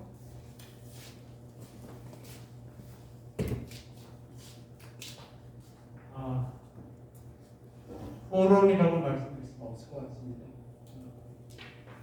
일단은 사실은 좀 편하게 제가 좀 말씀을 드리면 여기 있는 내부를 제가 개인적으로 다 아는 분들이에요. 인연이 다니고 그전에 다 만났던 분들이어서 오늘 얘기를 들으면서 내가 이분들을 안 게 길진 않았지만 100분의 1 정도밖에 몰랐구나 이런 생각이 많이 했어요. 굉장하게 집중해서 들었고 어느 때보다도 실감나는 얘기를 많이 들었다는 그래서 제가 특별히 질문만 드리는 것이 토론은 아니다고 싶습니다. 제가 맡은 대로 변경요리 이야기 소통법이라고 되어져 있습니다. 그 부분에 한정돼서 질문을 하도록 하겠습니다. 제가 이렇게 질문하는 것 자체, 이런 용어를 쓰는 것 자체도 사실은 저는 굉장히 조심스럽고 어렵습니다. 이렇게 얘기하면, 이런 식의 질문이 가면 꼰대라는 소리를 듣지 않을까? 역시 꼰대는 꼰대구나 이렇게 생각이 들까? 아마 굉장히 많은 분들이 그런 조바심을 내면서 있지 않을까 싶습니다. 여러분들의 아버지 세대가 그렇지 않을까 싶습니다. 그 부분을 좀 죄송하지만 양해를 좀 해달라는 말씀을 드리고 싶습니다. 우리 세대, 물론 솔직히 말씀드리면 저보다는 조금 아래 세대예요. 386서부터 586으로 세대, 민주화운동과 통일운동을 했던 세대들이 여러분들한테 통일의 운동을 왜 안 하느냐, 통일 문제를 생각하지 않느냐, 왜 민주화 문제를 생각하지 않느냐고 보는 것이 아니에요. 사실은요. 그거는 저희들도 실제로 그런 생각을 했지만 그렇게 얘기하는 순간 우리가 한 것을 니들이 좀 알아줘 라는 의미가 된다는 걸 알았기 때문에 그럴 이유가 없다라는 생각을 이제는 저희들도 하기 시작했어요. 그런데 딱 하나가 다릅니다. 지금 오늘 하신 얘기를 다 들어보면 특성들을 이해할 수 있는데 공통적인 건 뭐냐면 왜 공동체에 관한 생각이 없을까? 나 말고 남을 생각하는 게 없을까? 이런 생각이 아쉬운 거예요. 근데 그 부분을 자꾸 질문하고 싶은데 왜 너만 생각하니? 라는 말을 하고 싶은데 그 말 자체가 꼰대스럽냐? 라는 걸 묻고 싶은 것이고 그렇게 살아야 너희들이 좋을 텐데 이런 생각이 우리한테 있거든요. 근데 그것이 틀렸는가라는 생각을 질문을 하고 싶고 또 그것이 틀리지 않았다면 여러분들의 방법은 어떻게 묻고 어떻게 생각을 하고 어떻게 물어야 그 얘기에 대한 그리고 공통분을 찾을 수 있을까라는 것을 질문하고 싶습니다. 네, 꽤 어려운 질문인데요. 일단 왜 조직이나 집단을 생각하지 않고 공동체를 생각하지 않고 왜 너만 생각하느냐라는 질문이 꼰대스럽지 않겠느냐라고 질문 주셨잖아요. 그게 MZ세대에게는 죄송하지만 꼰대스럽게 느껴질 수 있을 것 같습니다. 왜냐하면 개인주의랑 이기주의는 좀 다른 것 같아요. 그동안에 공동체주의, 뭐 마을 이런 거에 대한 거 저도 의원으로서 그런 쪽으로 활동을 하고 하지만 일반적인 MZ세대 입장에서는 내가 조직을 위해서 정해진 시간 9 to 6를 최선을 다해서 일을 다 했단 말이죠. 나에게 주어진 책임감에서 다 일을 했는데 왜 조직을 위한다는 어떤 미명 아래에 불필요한 야근을 해야 되고 불필요한 회식에 가야 하느냐, 그 조직 분위기에 맞추기 위해서 이런 것들이 이 조직이 발전하는 데 있어서의 어떤 더 플러스되는 효과적인 방법이라고 생각하지 않으니까 안 가게 된다고 저는 보여지거든요. 그러니까 예. 윤경열이 제가 하는 질문을 너무 축소해서 말씀하셨어요. 제가 말한 조직이나 그런 공동체라는 의미는 내가 살고 있는 그냥 이웃. 그러니까 그런 연장선상에 생각을 해보면 지금 MZ세대가 집중하고 있는 건 사실은 너무나 힘들어서 지금 나 하나 건설하기도 힘든 상황에서 이웃을 생각해라? 그러니까 그것까지가 나의 책임이고 의무냐에 대해서는 아직 퀘스천 마크가 있을 것 같아요. 여유가 있으면 그렇게 할 텐데 내가 주변에 피해를 주면서 내 개인의 이익을 추구하고 이렇게 하는 게 아니라 내게 주어진 몫, 사회인으로서 내가 해야 할 몫을 하면서 가고 있는데 왜 주변에 대한 어떤 기여 이런 것들이 너무 과도하게 나에게 주어진 짐이 아닐까라고 생각을 하게 되는 것 같아요. 물론 저는 이제 어렸을 때부터 제가 친구한테 들은 얘기 중에 제 뒤통수를 세게 때렸던 아주 명문 2문장이 있습니다. 하나는 사회인이면 봉사를 해야 한다. 저는 그 얘기를 듣고 제가 봉사를 시작을 했고 사람이면 책을 읽어야 된다. 나는 그 2문장을 전 그 친구에게 듣고 진짜 너무나 충격적이었었거든요. 어렸을 때였지만 그 이후로 봉사활동도 책도 읽고 하는 거지만 그렇게 생각하는 사람들도 있어요. 그런데 지금 나 하나도 지금 너무나 벅차고 힘든 상황에 어떤 공동체를 생각해라, 뭐 누구를 생각해라 이런 말들이 너무 버겁진 않을까. 제가 그냥 일단 그렇게 일단 말씀을 드리고 싶고요. 그게 당연하게 여겨졌던 어떤 책무? 그게 정말 당연한 건가? 요즘 세대가 생각할 때는 내가 사회인으로서 내 주어진 역할을 잘 해내고 내가 진짜 불법 저지르지 않고 주변에 패기치지 않고 사회인으로서 역할을 잘 해내면 그거 자체로 나는 충분히 역할을 했다라고 여기고 있을 수도 있을 것 같아요. 네. 네, 바로 이어서 가겠습니다. 죄송합니다. 저 혹시 조금만 보충해서 하고 싶은 이야기가 좀 있어서 말씀하세요. 그 조미경 의원이 이야기한 부분의 포인트는요, 불필요한인 것 같아요. 그러니까 공동체를 위해서 무언가를 해야 한다라고 주장을 하지만 그게 거기에 대한 동기부여가 잘 되지 않는 겁니다. 예를 들어 불필요한 야근을 왜 해야 되는가? 회사를 위해서 야근을 해야 된다? 거기에 대한 동기부여가 되어 있으면 할 거예요. 그런데 단지 나보다 위의 직급의 사람이 퇴근을 하지 않는다는 이유로 내가 퇴근을 하지 말아야 된다? 그것은 불필요한 거라고 생각을 하는 거죠. 그리고 능력이 있는 직원이 더 열심히 회사를 위해서 열정을 가지고 일을 했을 때 거기에 대한 정당한 보상이 없을 때 그것을 저는 불필요하다고 인식을 하게 되는 것 같아요. 그러니까 하다못해 제가 그 군복무를 사회복무를 하게 돼서 지역에서 이제 일을 했는데요. 거기서 제가 느꼈던 게 딱 그런 거였던 것 같아요. 제가 열심히 다른 사회복무원들에 비해서 많은 일들을 했는데 긍정적인 피드백이 초반에 잠깐 있다가 이후에는 그게 당연한 일이 되버리고 그러니까 제 능력을 펼치고 싶어지지 않는 겁니다.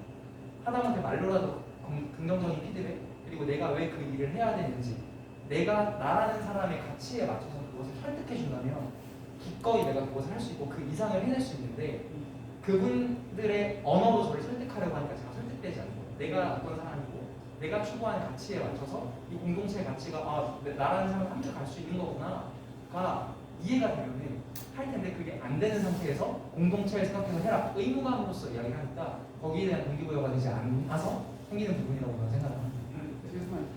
그래서 시간을 이렇게 하면은 혼내가 됩니다. 네, 바로 또 이강민 씨가 이야기해 보세요. 또 손민수 위원님. 아마 대표님께서는 이제 공동체라는 것을 그 직장보다는 사회 공동체로 방점을 찍어주셨습니다. 제가 이제 이강민 그 대표님께 그 질문을 드려야 시간인데 진짜 그 국민소득 뭐 1,000불도 안 되던 세대와 2만 불이 넘는 세대에서 태어난 그 세대의 어떤 그 소비와 생활 방식이 차이가 나는 것은 당연하다고 생각합니다. 그런데 꼭 저희 때도 뭐 직업의 기준으로 다 신경을 해줬거든요. 뭐 지금 조 의원님 말씀대로 그 MZ세대의 가장 큰 특징을 함축하는 단어는 아마 일과 생활의 균형을 맞추면 원활해진 것 같습니다. 과연 자아실현과 원활함은 크게 차이가 나야 됩니다. 어떤 차이가 있는가? 그런 것이 제일 의문이 들었고요. 일단 그 이강민 의원님께는요, 굉장히 편한 질문을 하겠습니다. 그 대표님은 처음부터 문화기획이라는 것을 염두에 두고 그런 비전을 가지고 있는 처음 여러 과정을 거치는데 그런 과정을 거치면서 그 문화기획이라는 그런 비전을 갖게 된 것은 언제쯤이라고 생각합니다. 일단 제가 문화기획을 하게 된 거는 2014년부터인데요. 제가 이걸 하게 된 이유는 어떤 계기라고 하면은 사람이었습니다. 결국에 어떤 저와 같이 일을 하게 된 친구가 형은 기획자적인 부분에 재능이 되게 큰 것 같아. 그러니까 뭔가 사람들이 생각하지 못하는 부분에서 사람들이 공감할 수 있는 내용을 잘 끄집어내서 좋은 아이디어나 콘텐츠로 활용을 하는 것 같아라고 해서 시작이 됐습니다. 저는 사실 실용음악과 보컬 전공생이거든요. 그때 노래 되게 그렇게 못하게 생겼지만 제가 노래한다고 되게 놀라세요. 근데 제가 그 보컬 전공을 했고 사실 보컬 전공을 하게 된 이유도 노래를 못해서였어요. 처음에 노래를 못하니까 노래 잘하고 싶어서 열심히 하다 보니까 재밌어가지고 전공까지 갔는데 제가 노래를 난지 노래도 잘하네라고 생각한 건 8년이 걸렸어요. 근데 그렇게 하다가 이제 제가 이제 녹음실이나 뭐 이제 제가 필요한 일들을 한 거죠. 제가 녹음실도 하고 연습실 대관도 하고 지하에서부터 이제 저는 이제 직장을 다니고 싶은 생각이 1도 없었어요. 그냥 제가 하고 싶은 일을 제가 하고 해서 돈을 벌고 살아가는 생각이 있었기 때문에 제가 어쨌든간 그런 식으로 제 개인 사업을 하다가 만난 친구가 저한테 형이 여기서 뭔가 하는 거는 다 기획이다. 결국 기획적인 부분에 재능이 많기 때문에 기획을 한번 해봤으면 좋겠어라고 하는 부분으로 시작해서 제가 기획을 하게 되고요. 문화 기획을 하게 된 이유는 제가 전공하는 것 자체가 음악이었기 때문에 자연스럽게 음악 쪽으로 기획을 하다 보니까 문화가 이제 되게 포괄적이잖아요. 이런 도서, 독서도 있을 수 있고 게임도 있을 수 있고 여러 가지 스포츠도 문화니까 이런 문화가 다 하나의 통합적인 부분이 있구나, 카테고리구나 해가지고 이 파이가 커진 것뿐이지 제가 그러니까 제가 느끼는 지금 저의 상황에서 제가 느끼는 제 삶은 흐름이었습니다. 그냥 흐름이 정말 그냥 흘러왔어요. 제가 열심히 그냥 살았는데 그냥 그 순간 진짜 열심히 살았는데 어느 순간 눈 떠보니까 지금 제가 이렇게 되어 있는 거고 그 부분을 어떻게 설명해라라고 하면은 설명할 수 없어요. 좀 약간 그냥 이렇게 올지 몰랐다. 결국에는 제가 10년 전에 15년 전에 제가 노래를 할 때는 제가 이런 자리에 와서 이렇게 뭔가 얘기를 하고 소통할 수 있는 어떤 그런 얘기가 또 될 수 있는 말을 할 수 있는 사람이 될 수 있을까? 그런 것도 몰랐던 것처럼 제가 기획을 하게 될 줄 몰랐고 하다 보니까 제 재능을 따라서 약간 어떤 그런 물 흐르듯이 이렇게 온 것 같습니다. 그리고 제가 한 가지 아까 그 김세일 위원장님이 아까 말씀하신 거에 대해서 저도 약간 드리고 싶은 얘기가 있는데 저는 약간 의견이 달라요. 제가 조금 더 나이가 있어서 그런가 봐요. 어떤 의견이냐면 그런 사회 공동체에 대한 부분을 말씀을 하시잖아요. 제일 중요한 건 저희 세대 밑에 있는 친구들이 살아온 과정을 봐야 될 것 같아요. 그러니까 저는 제 자식들이 어떤 자식으로 컸으면 좋겠냐면 본인이 하고 싶은 게 있는 친구로 컸으면 좋겠거든요. 그러니까 좀 제 자식을 보면서 제 자식한테 강요하지 않아요. 그냥 뛰고 싶으면 뛰고 좀 뭐 먹고 싶으면 먹고, 하지만 이제 그게 어느 선을 넘어갔을 때 남한테 피해를 줄 정도가 되면은 제재를 하지만, 어느 정도 이 친구가 생각할 수 있고 본인이 좀 그런 부분에 대해서 난 이렇게 하고 싶어라고 주장할 수 있는 친구로 컸으면 좋겠거든요. 근데 제 또래 밑에 있는 친구들은 강요받으면서 자랐습니다. 뭔가 그냥 공부해야 되고 이렇게 살아야 되고 저렇게 살아야 돼. 그러니까 너는 나보다 잘 살아야지. 너는 영어 해야지. 나는 못하지. 그러니까 결국에는 사회적으로 이게 사회적인 문제 같아요. 저는 이 친구들이 자라온 가정 안에서의 교육이 안 좋았던 것 같아요. 그 부분이 가장 큰 문제이기 때문에 나만 생각하게 되고 자꾸 이제 그러니까 갈구하는 거죠. 내 인생 자체를 갈구하게 되고 뭔가 내가 두루두루 같이 사는 거에 대한 재미도 못 느끼는 거예요. 왜냐면 그렇게 해본 적이 없으니까.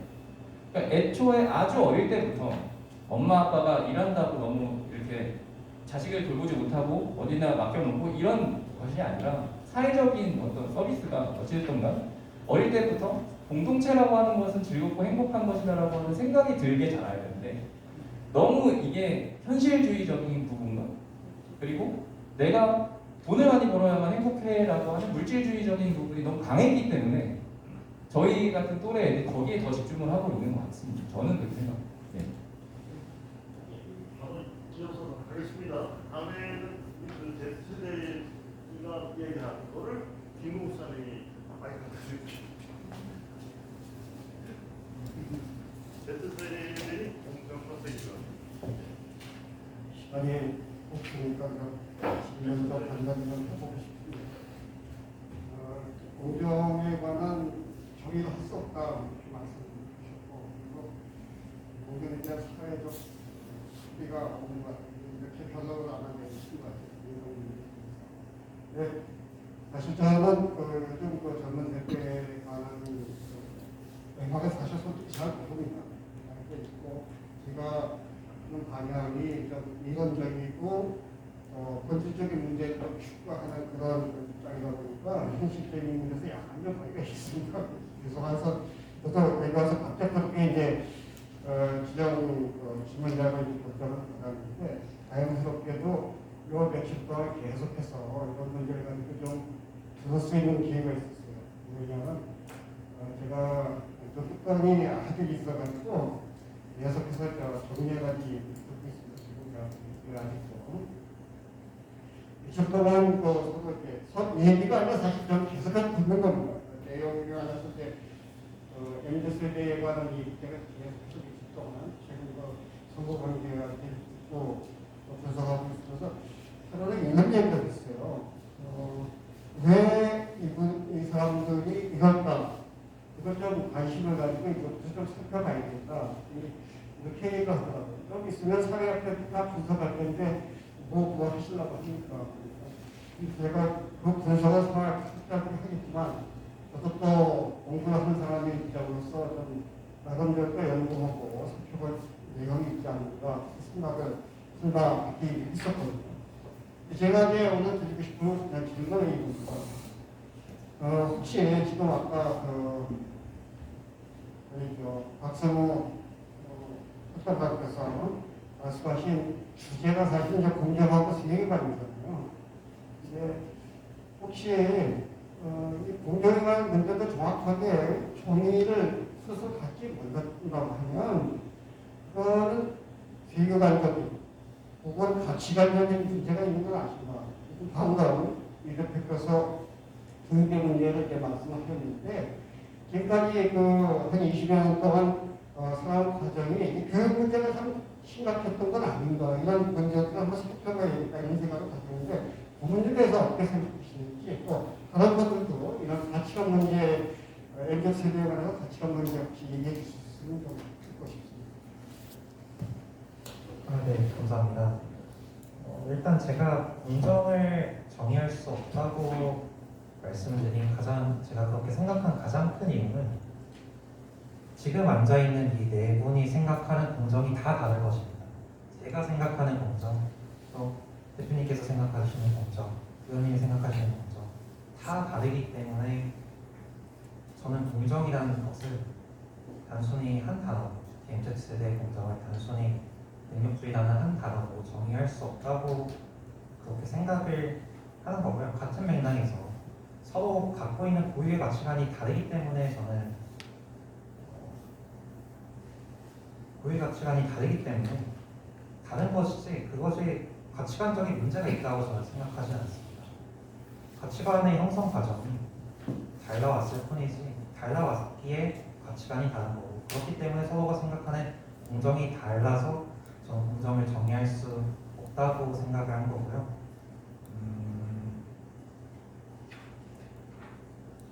사실 그래서 청년들을 저는 정리하면 지금 있는 청소년들의 핵심 키워드를 아까도 말씀해 주셨는데 제가 생각하는 핵심 키워드는 다양성, 이것도 개인화라고 저는 생각을 해요.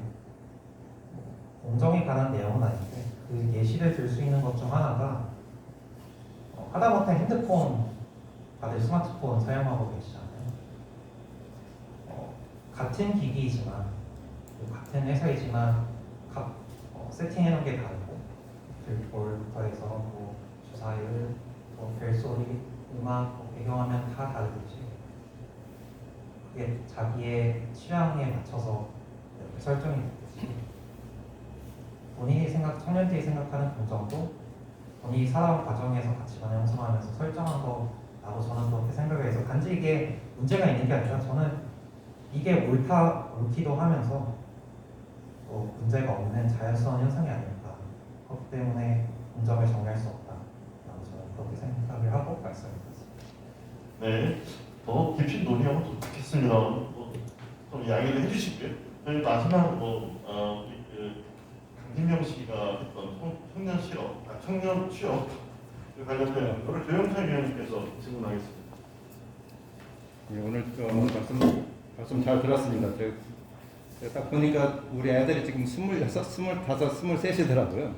그래서 젊은 애들을 아까 맨 처음에 조명경 위원님 말씀하시는 거 보고 진짜 애들이 TV가 안 봐요. 네, 딱 맞구나 하는 생각이 막 들었는데 우선은 먼저 들었던 생각이 오늘 제가 여기 좀 일찍 오면서 직원이 저한테 물어보더라고 어디 가냐. 생편 간다고 매주 첫째 주 목요일에 가는 걸 알으니까 근데 거기 왜 가냐 그렇게 물어봤을 때 저는 제가 그냥 사명감으로 간다. 헌신으로 간다. 이제 조직에 대한 헌신으로 간다는 이제 그렇게 얘기하고 나왔거든요. 근데 말 들으면서 사실 여기서도 제가 거의 막내예요. 막내니까 맨날 허드렛 일 하고 또 교회 가도 맨날 막내에서 허드렛 일 해야 돼요. 근데 제가 68년생인데 거의 저보다 다 연배들이 있으니까 좀 그런 생각이 들어서 먼저 서두에 좀 말씀 좀 드렸고요. 강진명 저도 제가 IMF 때 직장을 잘려서 99년도 창업해서 지금까지 그냥 계속 사업을 하고 있는데 아까 21살에 창업해서 10년 동안 했으면 그거 대단한 겁니다. 엄청난 저도 제가 사업을 해봤기 때문에 엄청나다는 걸 알고 있고요. 오늘 제가 작년에 아까 그 명함에 경영지도사라고 이제 그 자격증을 하나 따가지고 오늘 제가 오후에 수원을 갔다 왔거든요. 수원에 이제 그 각 지회별로 있는데 경기 남부지회에서 똑같아요. 실적이 있어야 저도 또 다른 일을 다 할 수 있어요. 근데 인천지회가 그 실적을 못 줘. 그러니까 내가 경기 남부로 가게 되는 거거든요. 그러니까 그래서 오늘 또 이제 경기 남부, 경기 북부, 서울을 좀 약간 빼줘놓고 아까도 이제 그런 얘기도 거기서도 나왔는데 인재들은 자꾸 서울로 간다는 거예요. 경영 지도자 또 보면 서울 쪽에서 진짜 똘똘한 친구 아까 능력주의가 과연 진짜 공정이냐 뭐 이렇게 판단할 수도 있을 거라고 보는데 다양한 의견이 있었을 거라고 보는데 또 그렇게 또 다른 말 많이 들었는데 제가 질문하는 건 저도 이제 그 사업을 뭐 25년 이렇게 운영해서 보면 사업 입장에서 보면 이게 뭐 과연 이 용어가 합당한지 모르겠지만 성장이 좀 다 목표를 가지고 있잖아요. 특히 아까 CEO 입장에서 보면 아까 사실은 세대 갈등보다는 그 CEO하고 직원하고 위치에 따라 갈등이지 않은가 그런 생각이 좀 들었는데 창업 입장에서 회사를 운영한다고 보면 성장을 좀 해야 된다는 그게 뭐 오너들이 좀 있는 것 같아요. 저는 그렇습니다. 그러면 그 아까 실적이 없어가지고 잘 못하는 경우 있잖아요. 저도 사업하면 당연히 인맥이 동요되는 경우가 많이 흔히 있거든요. 특히 우리나라는 이렇게 많이 있거든요. 그러면 본인은 그 아까 성장이라는 초점을 좀 맞춰본다고 보면 그 성장하기 위해서 돌파구를 어떻게 생각하고 있는가? 예, 그걸 좀 질문하고 싶습니다. 아, 네. 사실 그 앞에 분들이 질문해 주시는 걸 들으면서 저한테는 어떤 질문을 해주실까 좀 생각을 했었는데 이런 질문이 보면 되게 좋겠다 생각했는데 그 질문을 딱 해주신 것 같아요. 그래서 너무 감사하게 생각을 합니다. 좀 통한 것 같아요. 저는 좀 생각을 해봤는데요. 제가 그 사회적기업진흥원에서 한국사회적기업진흥원에서 청년협동조합 공모 대회가 제 1회로 열렸을 때 저희가 그 대회에 나갔었습니다. 저희가 1등을 했거든요. 전국에서 인천에 있는 팀으로. 약간 자랑이긴 한데 MC는 약간 셀프 어필을 좀 해요. 아무튼 그렇고요. 그런데 그 사업이 상당히 매력적이었던 것 중에 하나가요. 멘토 기관이 있습니다. 저희는 신협의 멘토링을 받았고요. 그래서 아직까지 저희가 신협과 관계가 있어요. 그래서 여러분께 도움들을 받고 있습니다. 되게 저희로 대출도 해주시고. 아무튼 되게 높은 성장가도를 달린 그 기업들이 청년 기업들을 멘토링해 주면서 재정적인 지원과 실질적인 멘토링과 그런 영역에서 지원을 해주시는 거예요. 그래서 저희가 인천 지역에서 했던 사업 중에 하나가요. 청년 창업 교육을 저희가 진행을 했었어요. 저희가 진행을 했었고 그 청년들이 마찬가지로 2회 사회 협동조합 공모대회에 나가서 상을 받아내고 그런 실적들이 쌓여서 남동구에 청년창업지원센터가 생긴 거거든요. 그리고 그 교육을 받아왔던 청년들이 그 공간에 들어와서 실적을 내고 이제 외부 공간으로 나가서 독립하고 이제 이러한 상황들이 차근차근 진행이 됐었고 그런 것들 계속 만들어가고 있었어요. 그런데 여기서 한 단계 더 점프를 하기 위해서는 그 부분이 해결이 돼야 되는데요. 인천 지역에서도 여러 분야에 자리 잡고 있으신 기업가분들이 많이 있으시잖아요. 그분들과 청년 기업들의 멘토링을 이어줄 수 있는, 그러니까 멘토링을 이어준다는 게 사실 경영적 조언에 대해서 그렇게 많이 필요하다는 생각도 좀 안 드는 것 같아요. 그러니까 청년들이 사업을 하다 보면은 막히는 부분이 생겼을 때 그 부분에 대해서 언제든지 SOS 요청을 할 수 있는 기업과의 관계를 만들어주고 뭔가 그 10차원에서 한국사회적기업진흥원에서 했었던 그 사업의 모델링을 따와서 해낸다면 저는 충분히 생산이 있을 거라고 생각을 합니다. 이미 이강인 대표님과 같은 어느 정도 실적이 잡혀있는 청년들도 지금도 사실 하실 수 있어요. 충분히 하실 수 있는 역량이 있으시고 저희도 할 수 있고 또 다른 그것을 할 수 있는 기업들이 많이 있습니다. 그런 기업들과 만들어내면은 저는 훨씬 더 임팩트 있게 할 수 있다고 생각을 합니다. 이상입니다. 네, 질문지를 나눠주셨는데 혹시 그 질문지 쓰신 분이 있으신가요? 시간은 짧습니다. 없나요? 예, 말씀하시죠. 아니요, 마이크 없어도 될 것 같아요. 잘 들립니다. 그렇죠? 반갑습니다. 전 얘기 들으면서 너무 가슴이 떨려가지고 그러니까 제가 오면서 그 초중고 시절을 거의 박근혜나 이명박 정부 시절에 초중을 다니신 거잖아요. 그죠? 그래서 저는 항상 그때 어떤 비교나 경쟁과 서열 속에서 어떻게 자랐을까, 그들이 정치라는 어떤 세상과의 연결성을 어떻게 할까라는 궁금함 속에 이 자리에 왔거든요. 근데 처음에 들을 때는 막 점점 어두운 느낌이 드는 거예요. 제 예상대로.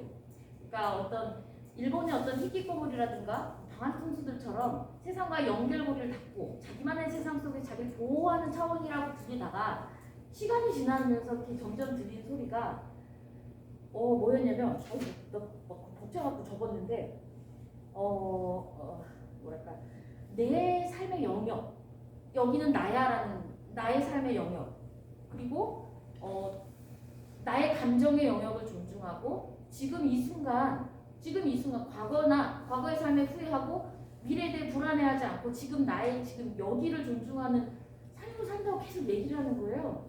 그리고 그 즐거움을 찾고 그것이 아니면 다른 길을 과감하게 떠나기도 하고. 저는 되게 그게 멋지게 들렸거든요.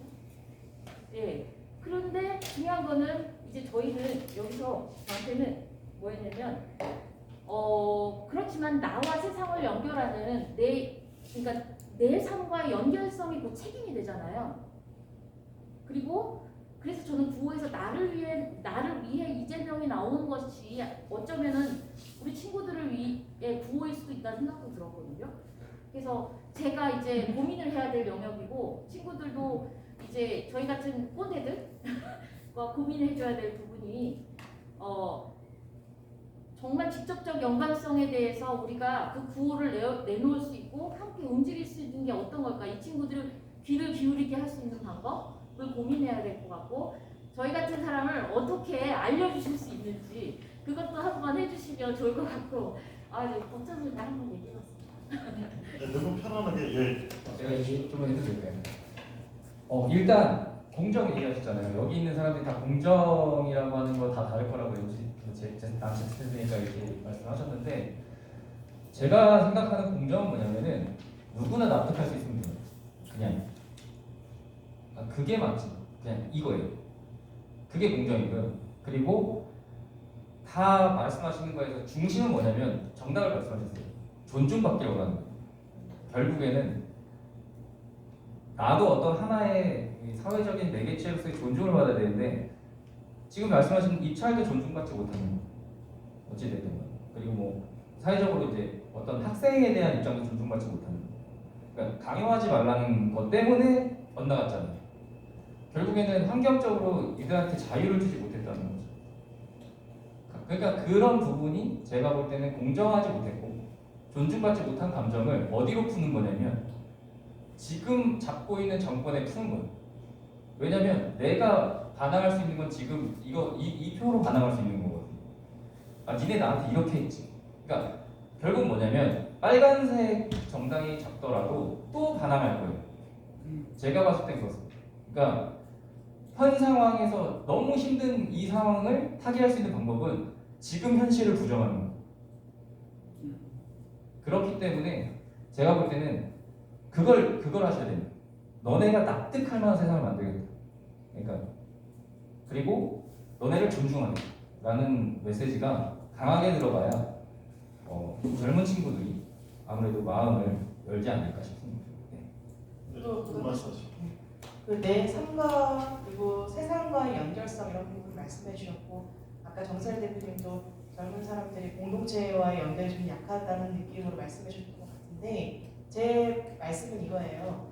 MZ 세대들이 저는 공동체 의식이 공동체를 생각하는 마음이 유난히 떨어진다 이런 게 아니라 전 다른 방식으로 연결되어 있다고 생각이 들어요. 그동안에는 조직을 위해서 공동체를 위해서 나를 조금 희생해가고 죽여가면서 공동체를 위한 일을 하려고 했다면 지금은 나가 굉장히 강조되면서 나의 어떤 개별성, 나의 고유성을 죽이지 않고도 세상하고 연결되어 있는 우리 공동체를 위하는 일들이 얼마든지 있다고 저도 보여지고 그런 방식을 찾아가고 있는 거라고 생각이 들어요.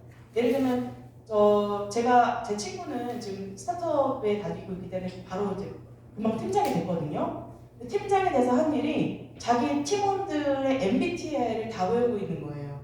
요즘 유행하는 MBTI 성격 검사 있잖아요. 16가지로 성격이 구별되는데 옛날에 저 어릴 때는 내향적이냐 외향적이냐 두 개였어요. 근데 지금 16가지 성격이 분류되면서 16가지 칭찬법이 또 있는 거예요. 거기에 맞게 칭찬을 하면서 공유를 한다고 합니다. 어떤 친구는 그 결과를 어떻게 그렇게 잘했냐고 결과를 칭찬을 해주고 어떤 친구한테는 그 과정에 대한 노력을 집중적으로 칭찬을 해주고 그러니까 이거는 그 공동체를 위해서 그 개별성을 굉장히 고유성을 인정하면서 북돋아주는 그런 방식으로 젊은 세대의 소통법도 바뀐 거라고 생각이 들고 또 이제 금쪽 같은 내 새끼를 저희 어머니가 굉장히 좋아하시는데 그거 보면서 저희 모녀가 그걸 같이 보면서 서로 자기 칭찬을 해요. 엄마 나는 저런 아이가 아니어갖고 키우기 쉬웠지? 이렇게 속편한 소리 하면은 어머니는 내가 너 키우려고 육아법 100권을 읽었다 그렇게 말씀하시거든요. 근데 그런 거 보면 솔루션들이 하나같이 부모가 해야 되는 솔루션이잖아요. 아이가 잘못된 행동을 하는 거는 대부분 보면은 부모가 어떤 잘못된 피드백을 줬기 때문에 그렇게 솔루션이 필요한 상황이 오는데 그걸 보면서 어머니는 공부를 하겠다라는 거예요. 나와의 자녀와의 소통을 제대로 하기 위해서 공부를 해왔다. 저는 그게 너무 감사해서 지금 제가 크고 나서 지금 우리 어머니 아버지에 맞춰서 제가 공부를 해서 부모님이랑 소통을 하려고 하는 거거든요. 근데 또 한편으로는 이렇게 이 자리에 불러주시고 저희들이 얘기를 들어 오신 분들이 MZ세대의 생각을 궁금해서 공부하러 오셨다는 생각이 또 한편 드니까 너무나 감사하고 오늘 이 자리 마련해 주셔서 너무 감사하다는 말씀을 드리면서 마치고 싶습니다. 제 얘기는요. 하실 말씀 있으신가요? 마이크 딴거 들고 계시는가요? 이게 물론 그 지금 선거 관련된 질문 주신 것 같아요. 근데 일단은 뭐 선거가 다가오니까 당장에 이제 MZ 세대들의 그 마음을 좀 얻기 위해서는 이광희 대표님이 말씀하셨던 것처럼 누구나 납득할 수 있을 만한 거 필요할 것 같고요. 근데 저는 이번 선거에 좀 어려운 부분이 있다고 생각이 되는 부분은 이미 마음이 닫힌 사람들은 저는 마음 움직이지 않을 것이고 청년 투표율은 여전히 엄청나게 저조하게 나올 것이다. 이번 선거 때도 저는 다르지 않을 거라고 그냥 생각을 하고 있고요. 제가 선거에 대해서 좀 관심을 갖고 그래도 약간 뭐랄까 최소한의 민주 시민으로서 약간의 제가 갖고 있는 양심이라고 해야 될까요? 투표는 해야 된다. 후보 잘 모르고 정당 잘 모르지만 그래도 최소한 선거 직전에 조사하고 투표하자 이런 소식으로 투표를 빠진 적은 없거든요. 그런데 후보에 대해서 관심을 갖게 된 것과 투표를 의무적으로 그러니까 선거에 임하는 마음가짐 자체가 달라진다는 걸 요즘은 좀 깨달아가고 있어요. 이게 어떻게 그렇게 된 거냐면요. 제가 사업을 하다가 어떤 무언가 벽이 막히고 개인적으로 힘든 일이 생겼을 때 정치를 찾게 되더라고요. 그러니까 내가 해결할 수 없는 어떤 상황이 생겼을 때 뭐 친구한테 하소연하는 것도 하소연하는 거고 들어주고 공감해주면 힘이 나지만 뭐 정치적인 영향력이 있는 누군가가 내 이야기를 들어주는 그게 상당히 크구나를 느꼈어요. 당장 전화가 안 되더라도 이 사람이 나를 위해서 그 부분을 고민했다라는 게 되게 크다라는 걸 느꼈고 점점 더 제가 예전에는 그 사람이 투표를 안 했을지라도 관심을 갖고 다음엔 투표해야겠다. 이전엔 내가 그냥 뭐 투표만 했는데 이번에는 조금 더 내 주변에 있는 사람들에게 알려볼까? 점점 마음이 변화되는 걸 느꼈습니다. 그런데 지금 저희 세대들이 공통적으로 공감하는 건 선거 때만 반짝이거든요.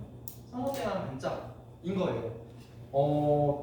저는 솔직히 그 평소 때요 선거 지나고 나서 지역에 있는 의원들이 선거 때가 되면 되게 강하게 어필을 하는데 평소에는 잘 안 하는 게 현실이잖아요. 네.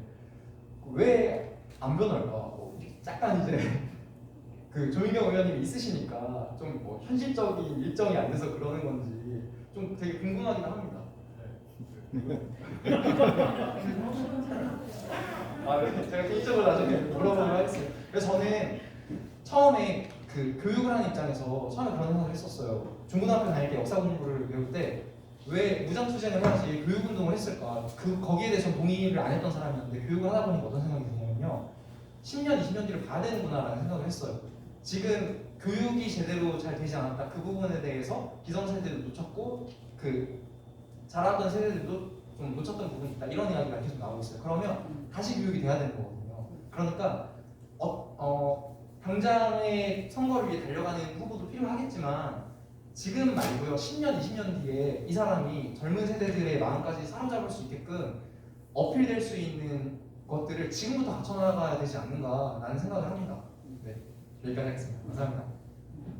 네, 시간 다 됐는데 지금 마이크를 딱 들고 뭔가 말씀하시려고 해서 딱 마지막으로 듣고 정리하겠습니다.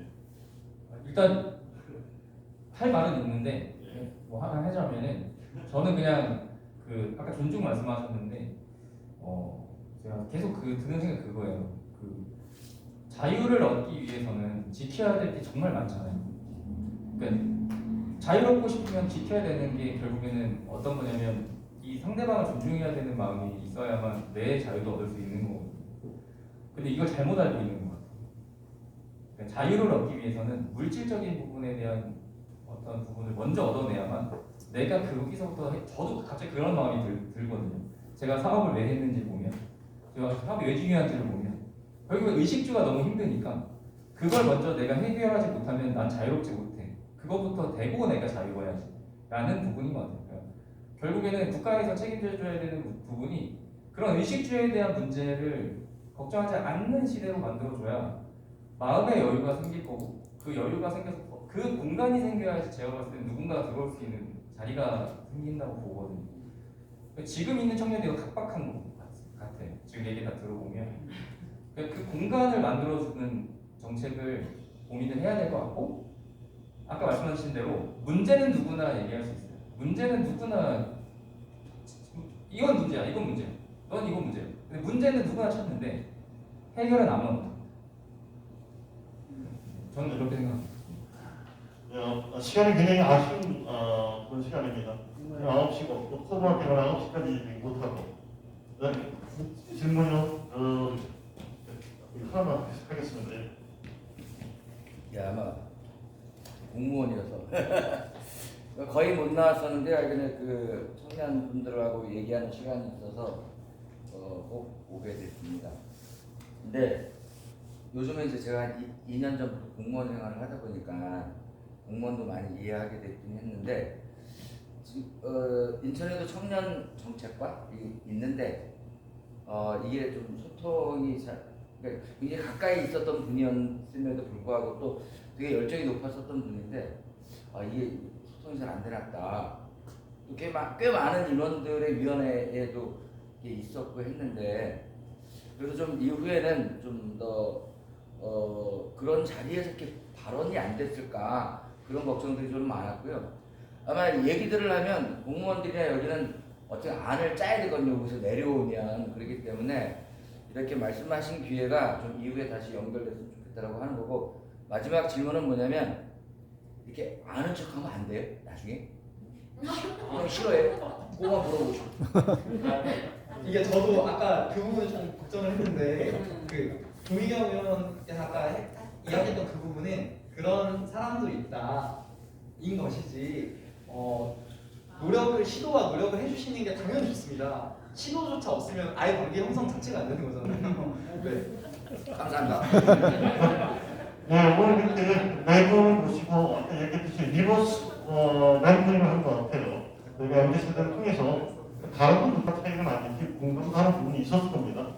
굉장히 좀 강하게 되는 선입견도 있었을 거고요. 근데 이 시간에 아마 그런 선입견들을 좀 더 좁혀주지 않을까. 선입견은 없어질 수 없잖아요. 근데 선입견을 넓혀가면 그 과정이었다고 생각합니다. 다시 한번 뜨거운 박수로 맞추겠습니다.